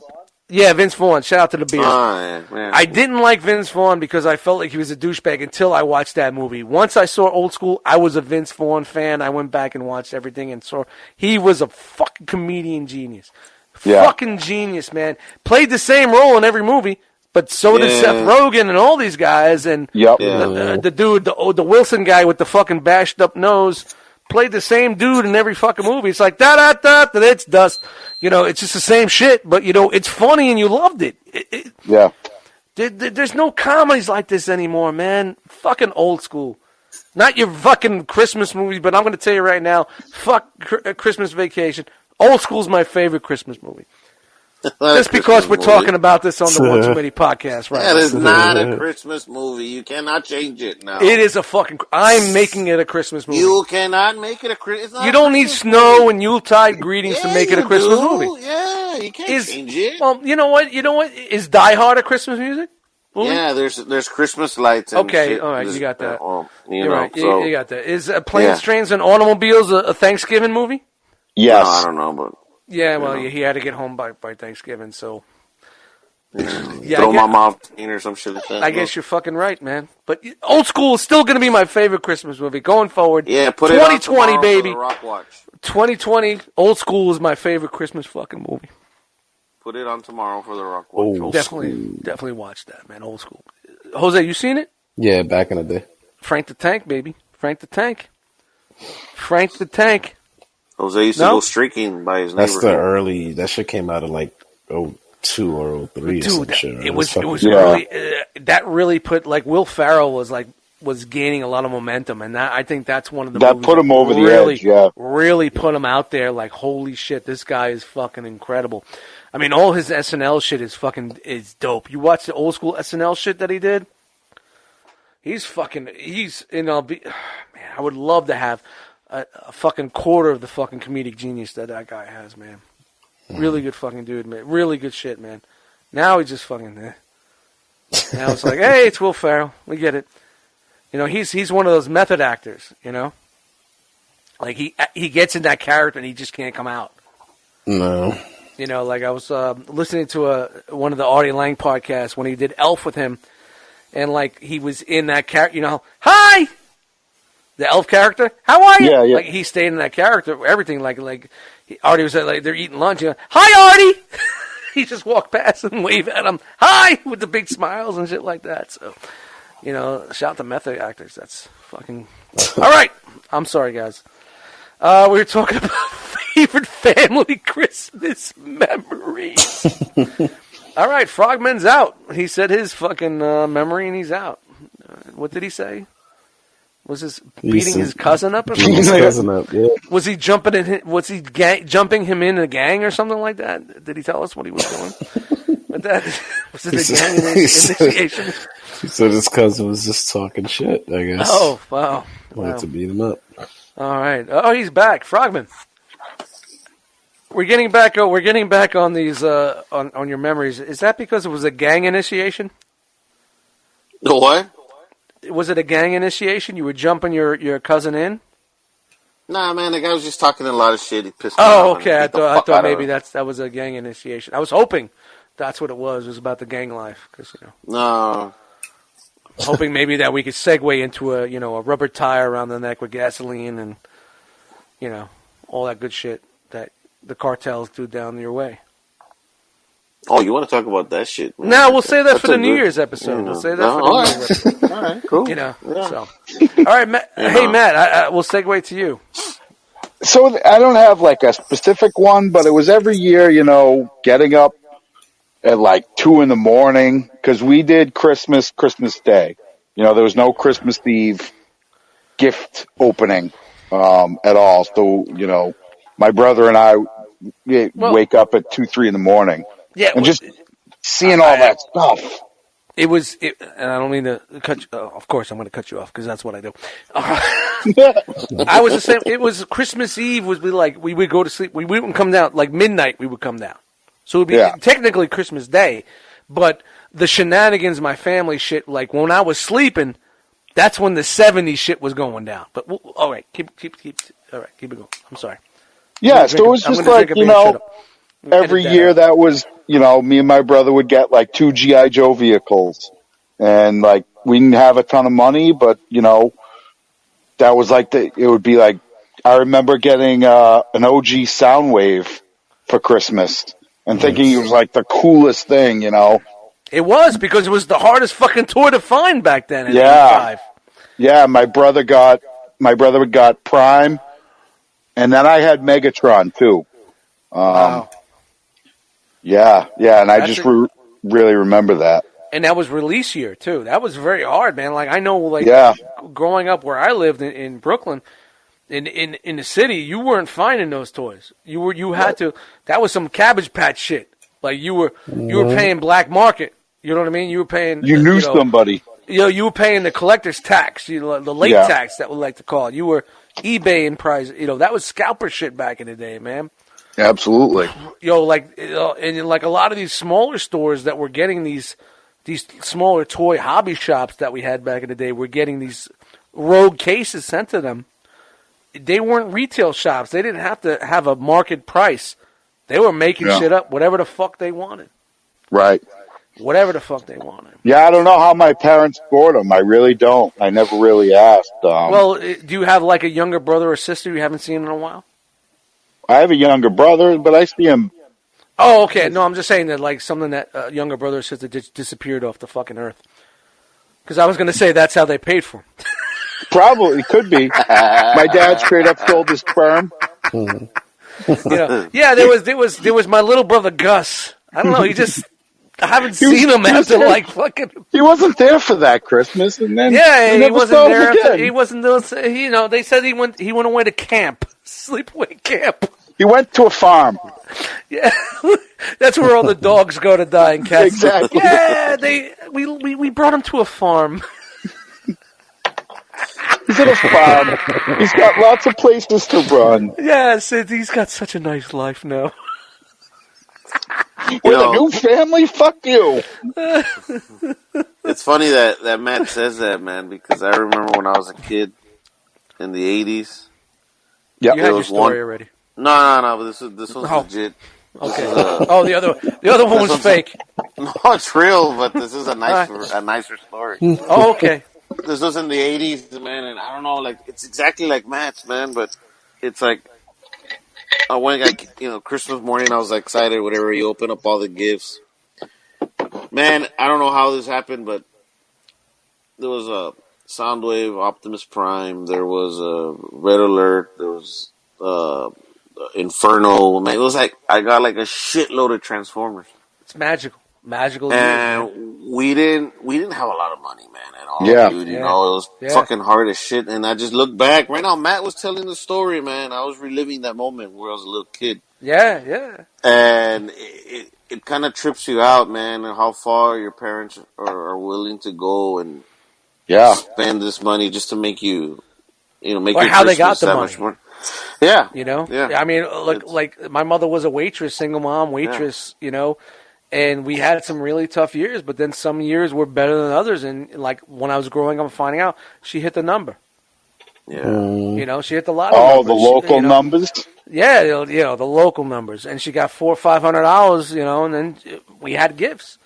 And that was, growing up in the late 70s and the 80s as a single mom with 2 kids, and then in 83 eventually getting knocked up again by some douchebag and having a third kid, single, of course, because the guy was a fucking scumbag. That's one fucking dude I really would go to jail for fucking putting a fucking knife in his fucking mouth. I'm just saying. All right, keep it We all got one, at least. But yeah, we all got one in our life.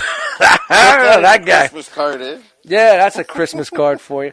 But all right, Frog, go ahead. We all have those. We all have those. Remember those magical years, wow. I got a lot more than I normally do this year. Why? What happened? And then, like when you get older, you hear the stories and you understand. Yeah, I mean, I got a lot of those stories, and I'm not going to fucking waste a lot of time on this podcast, man. I could go another hour with my stories, but I got a lot of fucking shit that I could talk about with that shit. It's fucking crazy. Crazy stuff, man. Sorry, Frank. Yeah, and I remember, like not having a great Christmas, let's just say, where it was like, I put a bunch of stuff on my list and didn't really get much of it. Yeah. And like being upset and pissed off, but then like you said, you go back and you're like, you get older and you understand. Yeah, you're like, oh well, your father wasn't making overtime or whatever it was. It was a hard time, like especially like being a single mom in the late 70s, early 80s, man. You fucking Reaganomics jumping in there, and welfare, and off the books. She was a waitress, and I remember like, and it's just weird. It's like like I said, I got tons of I mean, I put my life out there, and it's not to fucking have anybody say, it's so bad. No, it's my experiences, and this is what made me me. But like, there's so many moments in my life that I can tell you about. It's not woe is me moments, but they're like moments like this. Like every year, my mother, her thing was getting the Christmas tree. It used to be a Douglas fir, and I guess this will be my turn. A big Douglas fir, and I got plenty of stories. It'd be like a 7-foot Douglas fir. Usually, like Christmas trees back in the day were like $50, $60, right? In Brooklyn, you would go to like we had the Brooklyn Terminal Market on fucking Foster Avenue. You go walk over there, you pick out your tree, like a tree yard, and they wrap it up. And we didn't have a car, so fat ass Eddie had to fucking throw it on his neck, a 9-foot fucking Douglas fir on his back. Jesus. And walk it 5 blocks. Hey, when we moved to the projects, it was worse. We were on the 5th floor. The trees didn't fit in the elevator. I had to fucking walk that bitch up the fucking up the fucking stairs. But that's the one thing. That was my mother's, her gift to herself. She loved Christmas, old school. Back in the day, 70s. Just think 70s, big ass tree, lights, tinsel, gaudy ass tinsel. Back when tinsel was made out of lead. Shit? Yeah, back when it was made out of lead and would kill you if you put it in your mouth. Tinsel. Back in the day, I wish I had these pictures still. It looked like it was right out of a Scorsese movie from the fucking 70s. Like the tinsel with the lights, the bubble lights, and the fucking this and that. Lights and everything my mom did was all about Christmas and decorating Christmas. So when we had harder times and we went from having the house to the apartment. And then it went from 3 bedrooms to 2 bedrooms to 1 bedroom. You know what I mean? Times were getting tough. It was always her thing to have the house, the tree. Right. And I remember this is the year that it was like 83 because Empire was out. Empire Strikes Back. And I wanted all these Empire Strikes Back. It was the same year that the Popeye movie came out. I was a huge fan of the Robin Williams Popeye movie. Listening to the soundtrack. I know, it's another fucking story for another day. I don't know. I was a kid. And we couldn't afford a tree. And she said, we're not getting a tree this year. And it was always her thing to get a tree. And we didn't know why. She didn't get a tree because that was $80 taken away from Christmas gifts. Yeah. So she was like, we're going to do Christmas gifts, but we're not going to have a tree. So me and my sister felt so bad that we didn't have a tree because we knew that was her thing. We went to the Brooklyn Terminal Market where they sold all the trees, and we picked up the fucking branches off the floor, brought it home, and made a little tree in a vase for her. Nice, dude. And decorate. And dude, I'm not making this up. I know it sounds like it's super cheesy and whatnot. This is what we did. And when she came home from her shift at the restaurant, she cried and she said, "Oh my God, you guys, you know." And I feel like maybe we shouldn't have did that because it made her feel even worse. No, dude. Man. But she sacrificed what she wanted for us. And she just figured that like the $80 extra would be more gifts. And don't get me wrong, man, it wasn't a cheap Christmas that year. There was some shit under there, man. You know what I mean? I remember getting like the fucking Hoth. Remember the Star Wars Hoth playset with the bridge that crumbled when you hit the button? And it had the ion gun, right? Yeah, the ion cannon. You know, I had that, a bunch of old, figures, and it was a really good Christmas. And I remember having G.I. Joe comics and blah, blah, blah. It's just like, and I understand why she did what she did. And then back in the day, $80 back then, $80 is like $80. But $80 back then was like $400, like $300. You get a lot more for your bang for your buck back then. But, it's just like, bang bang, wow! But thinking nowadays, like what she and like the sacrifices she made and what we did for her, and like now I would think like she would feel like really uncomfortable but it was just something that we wanted to do for her and this is why, even though Christmas is really not that big thing anymore, being single and being kind of segregated from my family, I still put the tree up. And I've always gotten a real tree all those years for her. But, of course, things change. And then, you get cats and, we got the fake tree and blah, blah, blah. But it's like I still decorate the house. Even though I don't give a fuck about Christmas, I'll still... Yeah, but you decorate your house for her, dude. For her. I do it for her.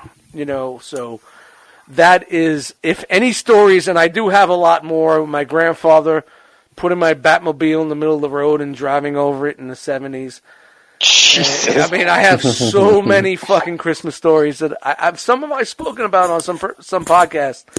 I have a lot of fucking great Christmas stories, but I think for time restrictions, that's a good one, brother. That's a real good one. That's a good one. Yeah, man, and this is the one that always fucking sticks with me. It's a tough time, and she was. It just was that era, like. And it's funny. It was like the apartment we were renting was owned by a mob boss. It's like a big Brooklyn mob guy.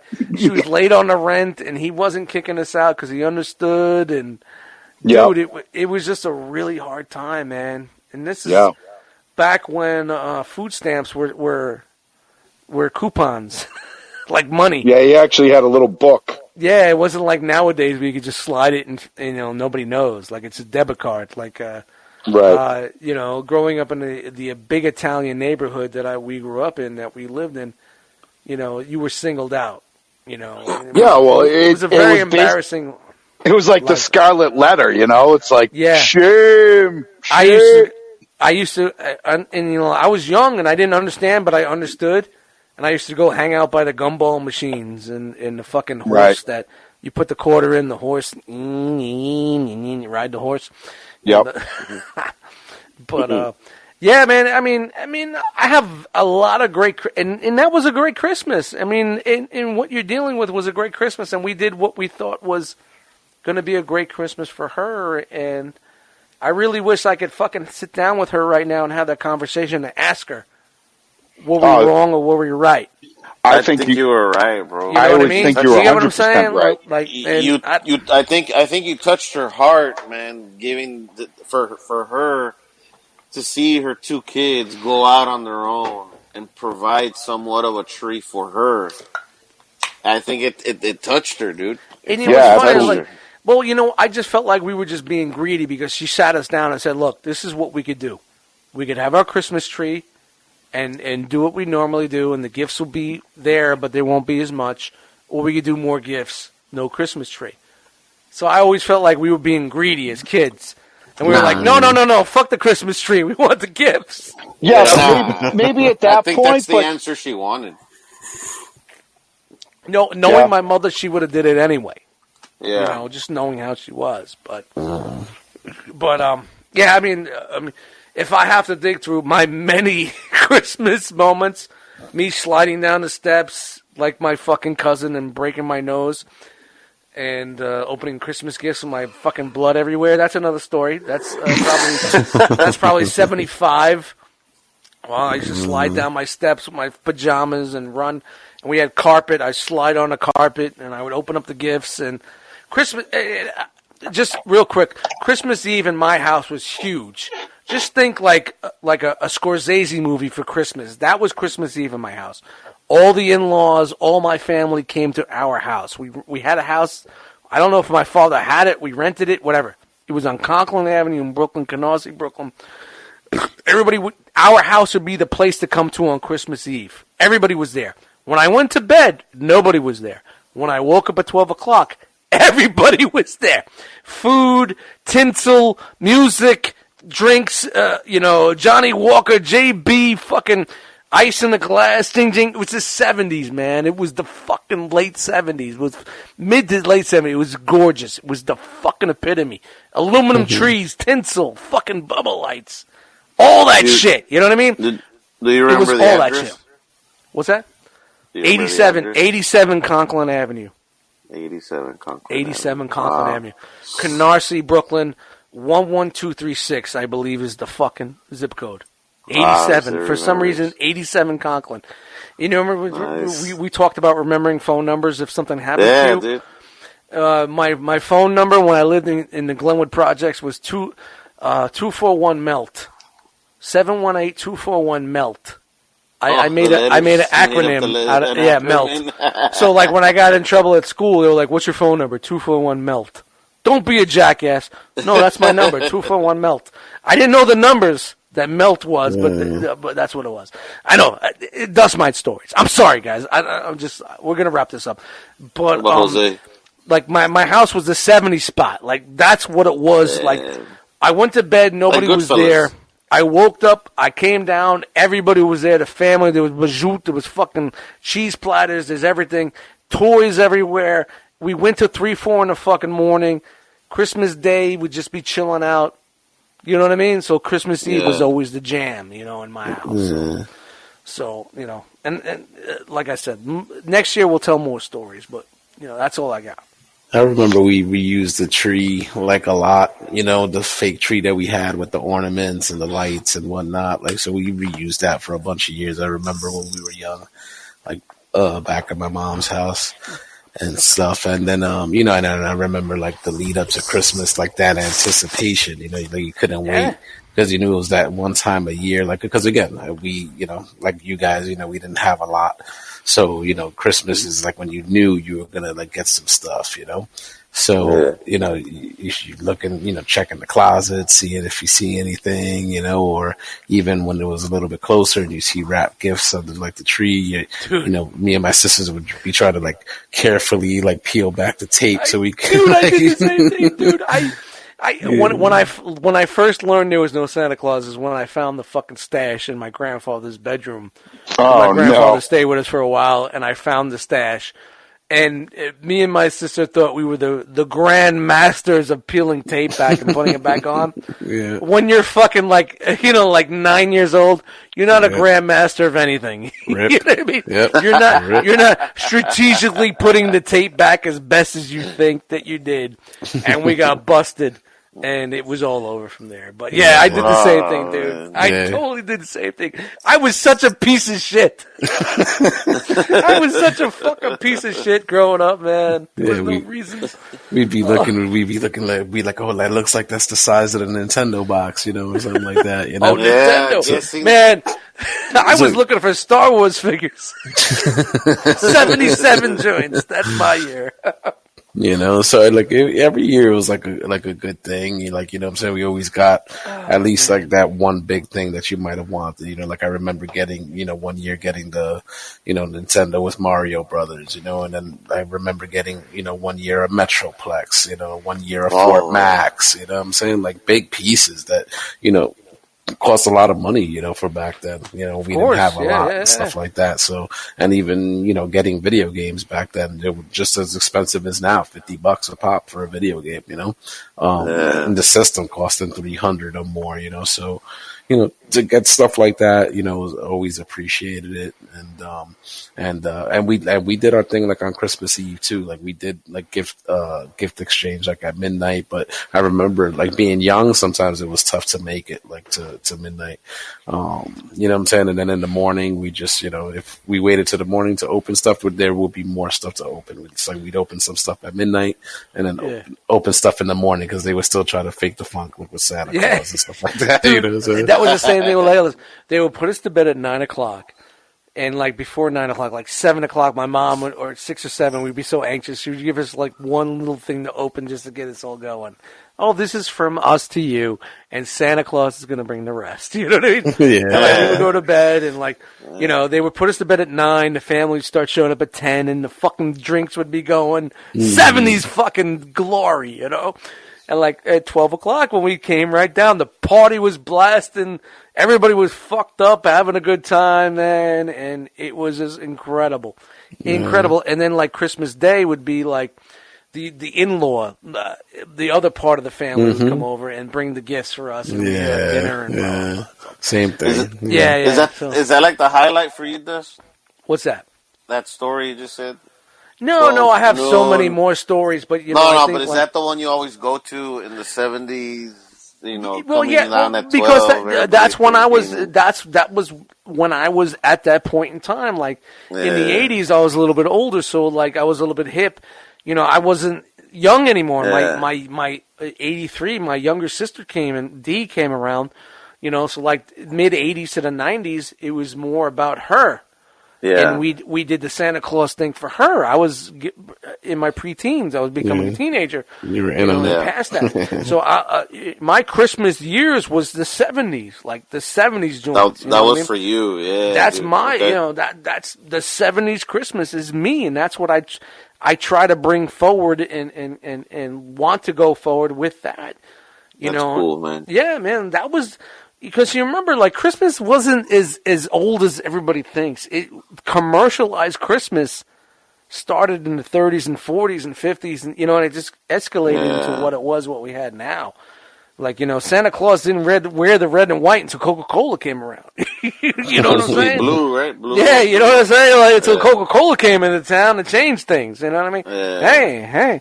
And shout out to Matt. Matt had to bounce out. He lost connection, so Matt bounced out. So Merry Christmas to Matt. Merry Christmas, Matt. Thank you for joining us, man. Thank you for joining us. But, you know, like I said, I have tons of fucking stories, man. It's just like, I just remember so much shit. And fucking grandfather was a piece of shit. Yeah. He told us he fucking killed fucking Rudolph and you're eating him, right? Yeah, you remember that story. I think did I do that on Cobra Law? I remember that. I remember that. Yeah, man, I got so many fucking stories about my grandfather. My grandfather was like fucking Bobby De Niro, man. Bobby, he was a deer hunter. He hunted. He was in Germany. He was fucking fought in the war, and man, I just remember him in his fucking Cadillac with the top down, like fucking Sopranos type shit, man. Yeah. All my Christmas memories are good. Thankfully. Yeah. You know what I'm saying? Man. Pretty good even memories. You know what? Even my bad ones are good. You know, is that something to say? Like, even my bad ones are good, you know, because it's fucking Christmas, and you know, like, I just keep going back to like the old days and what I remember growing up. And one of the things we done with our stories, because this is one thing I like, and it's like one thing I was just thinking to myself the other day, like, yeah, I mean, as much as you know how I love Christmas, and Christmas has always been. You remember like the Toys R Us commercials and the Toys R Us time of year, Toys R Us. You know, you remember. And I haven't really been that Christmas spirit or had that Christmas cheer for quite a long time. I mean, yeah, I live alone and I work retail, so Christmas is tough. I really don't get to enjoy it because my seasons, come in and out so fast. But I remember not too long ago, like I would still be in the Christmas spirit. And I think one of the things is, for me personally, is like I don't have cable TV anymore. I don't have TV anymore. So, like from November on, I don't have that click, click, click. Christmas this, Christmas that, ding, ding, ding, ding, ding, ding, click. Yeah. Christmas episodes, Christmas specials. You know how TV is. TV is consumable. It throws it out there. It's like you yelling into your cell phone, Home Depot, Home Depot, Home Depot. 2 minutes later, you got a Home Depot ad on your Instagram. You know what I mean? That's TV. Like, it puts things in your head. And I think a lot of the problem with me is like, I'm a streaming guy. I stream Netflix. I stream whatever. I got my Yarg. That's the stuff world now. That's the world now. It's like I think maybe because I don't see it all the time, it's not part of my life. And this is just out of the blue here that I said this. You decided out of the fucking blue to talk about no cable TV. We had to throw that. We haven't had one all night. So I got to make sure I got the quota because the three people that listen to us, and one of them's right here with us on the panel, will get pissed that we didn't do that. Yeah, they call us out on that shit. Yeah, of course they always do. All those comments we get, all 7, Tons. Yeah. 1.5 of them. But hey man, I'm going to tell you right now, the steamship is going to keep going, and we're going to catch on. I know we got a good product. It's just going to take time. I don't give a fuck. I have a good time talking to you guys, and fuck. And that's all that matters. And dude. fuck you. But I just think like what's missing from my life is the fact that I'm not just coming home from work, clicking on the TV, going through the channels, seeing this commercial, seeing that commercial. On CBS tonight, Rudolph, the Red-Nosed Reindeer. All right, I'm going to watch that tonight. Yeah, I can watch it on YouTube or whatever the fuck's streaming, but you don't have you don't have an event. You don't have something that's bringing you to it. Every 2 seconds, everybody's talking about these commercials. I don't know. Do they still make Christmas commercials? Yeah, dude. I haven't watched cable TV in 4 years. Nothing's changed. It's just a product. It's new stuff, and it's the same shit. You know what? It just got you in that spirit. You leave your TV on. You go, you go to the kitchen and you're stirring your macaroni while it's boiling. Yeah. You hear these commercials and you hear these things going on. The music and the songs. Yeah. So I think that's. I mean, honestly, man. I mean, I was always a Christmas dude, and I know that a lot of my Christmas anchors are from past relationships, but I'm past all that. I just don't think like the reason why, like even with work, like I decorate and everything for my mom, but I'm still not in a Christmas spirit. I don't get in my car and play Christmas songs or no, man. It's because you get used to your grind, man. It's the same thing week in, week out, week in, week out. It's like a rerun for you. But along the way, along the way, you miss out on fucking Halloween, on Thanksgiving, on Christmas, and then New Year's. Then it's March and April and May, and you're stuck in your rerun. Yeah, it's like a fucking break out of that and do something different. It's like a Groundhog Day for me. Yeah, it's but like Groundhog Day for me. Yeah, you gotta become part of society again, and say, I don't want to. Why would I want to be part of society that doesn't want to let comedy and enjoy comedy anymore? Well, the thing is, you gotta watch. You gotta get in this thing where you watch TV again, like you were saying, and you just open yourself up to all this stuff. It just makes you want to maybe from October until January, I activate the cable again, just on the basic channels, just to see what's going on. You know what I mean? Hey man, you gotta change it. You gotta change it. I just thought that maybe that's the one thing that might be a part of the problem. And I do enjoy the holidays a lot, but because family you have, dude, we're all here. Yeah, of course, man. That's why we're doing this. Shout out to the One Too Many podcast Christmas special spectacular. Hey, jingle, jingle, jingle. What did I say? The one too many Christmas special spectacular. One too many jingles. That's going to be the name of the episode. The Christmas special spectacular. I gotta write that down because I will not, dude. You're gonna go back to edit. 1, 2, 3, 4, 5, 6, 7, 8, 9, 10, 11, 12, 13, 14, 15, 16. I will not remember that. Sun's getting pretty low, big guy. The Christmas special. What did he say? Spectacular. Was that what it? Yeah. Was that it? Do I have to rewind? Yeah. No, that's the Christmas special spectacular. That's the name of this episode. Yeah. And thank you guys for joining us tonight. No Jose, thank you. It sounds like you're really holding on there, man. Thank you for fucking hanging with us, man. No doubt, man. Jose, for shout out to Matt H. We appreciate it. You know, man. You know, Matt always brings a little bit of his own twang to the show. Shout out to Boston. Boston Christmases. Love that guy, man. The Boston in him, man. Yeah, man. Thank you, guys. Thank you, man. We wanted to open up the doors tonight, but we kind of wanted to keep it to some of the people that have been showing us some love this year, our first year. Shout out to the first year of the One Too Many podcast. Yes, sir. Yeah. Hopefully there's a second year. Who knows? Hopefully there's a season 2. Yes, sir. Oh, well, no, we're not doing seasons, man. I don't want to be there. Then I got to fucking put an S201 episode. Just keep the too much episodes fucking going. work, man. Keep It's too it much going. work. Man, I do enough fucking work. You know, shout out to fucking Anchor for holding us down. Shout out to YouTube. Shout out to everybody that listens to us. Merry Christmas, everybody, man. Merry Christmas. Merry Christmas to everybody. I'm excited. I mean, we talk about the past real quick. What are you guys doing this year, Frogman? You doing anything fucking good for Christmas? Regular, normal, family, chill out. Just same thing, man. It's Thanksgiving, man. We all get together with my brother here at my parents' house, and we kick it here. You know, and you talk punch about him in the old times. face. No, I don't know that guy. That motherfucker take me down like a heartbeat, man. He's a big dude. But we just hang out here, you know, have a good time, you know, with the family, and just to share all the love and enjoy the memories, make new memories, and man, that's what it's all about. Yeah, man. And bring back that old school value, man. Throw that fucking Bing Crosby on. Get a little Johnny Mathis going. We man. do, bro. We actually, man, obviously, man. Shout out to the Time Life. Shout out to the Time Life fucking music library. She starts playing that music, bro. My mom does that. Yeah, man. So, it's funny. It's like at work, there's a sample that RZA used for Method Man's first album, and I'm trying to remember what song it was. I can't remember, but he uses a Christmas sample. I think it's a Dionne Warwick Christmas sample with some strings. I think it's off the Method Man first album.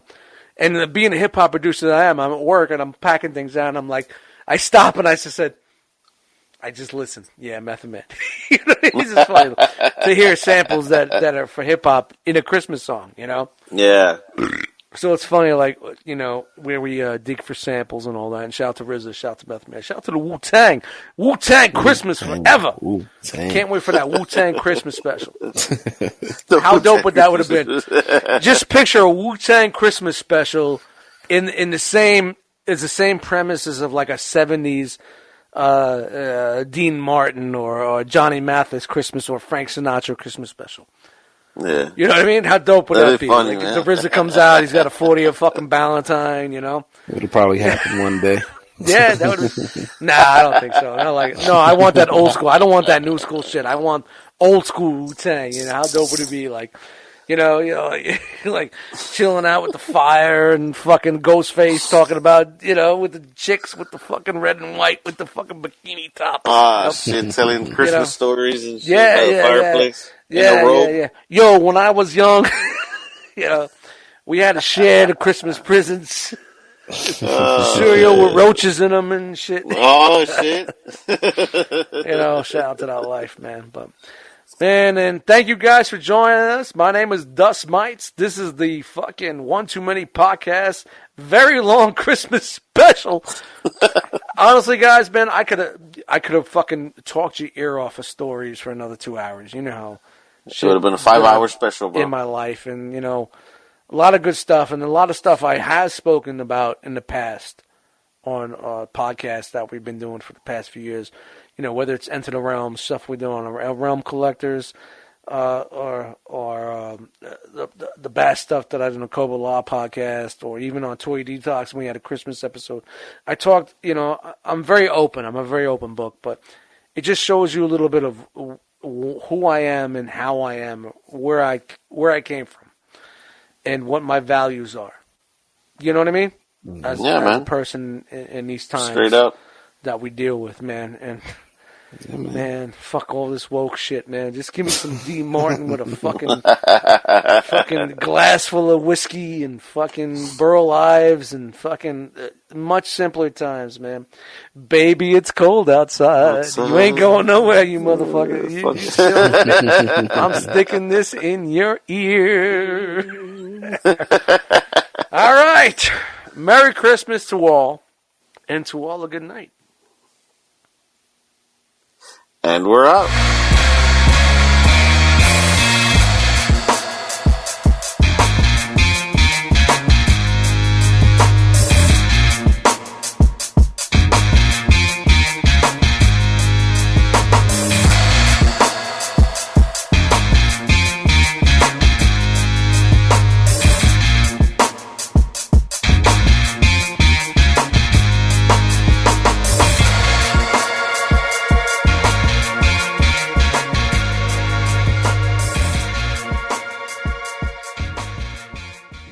He's just gonna decide out of the fucking blue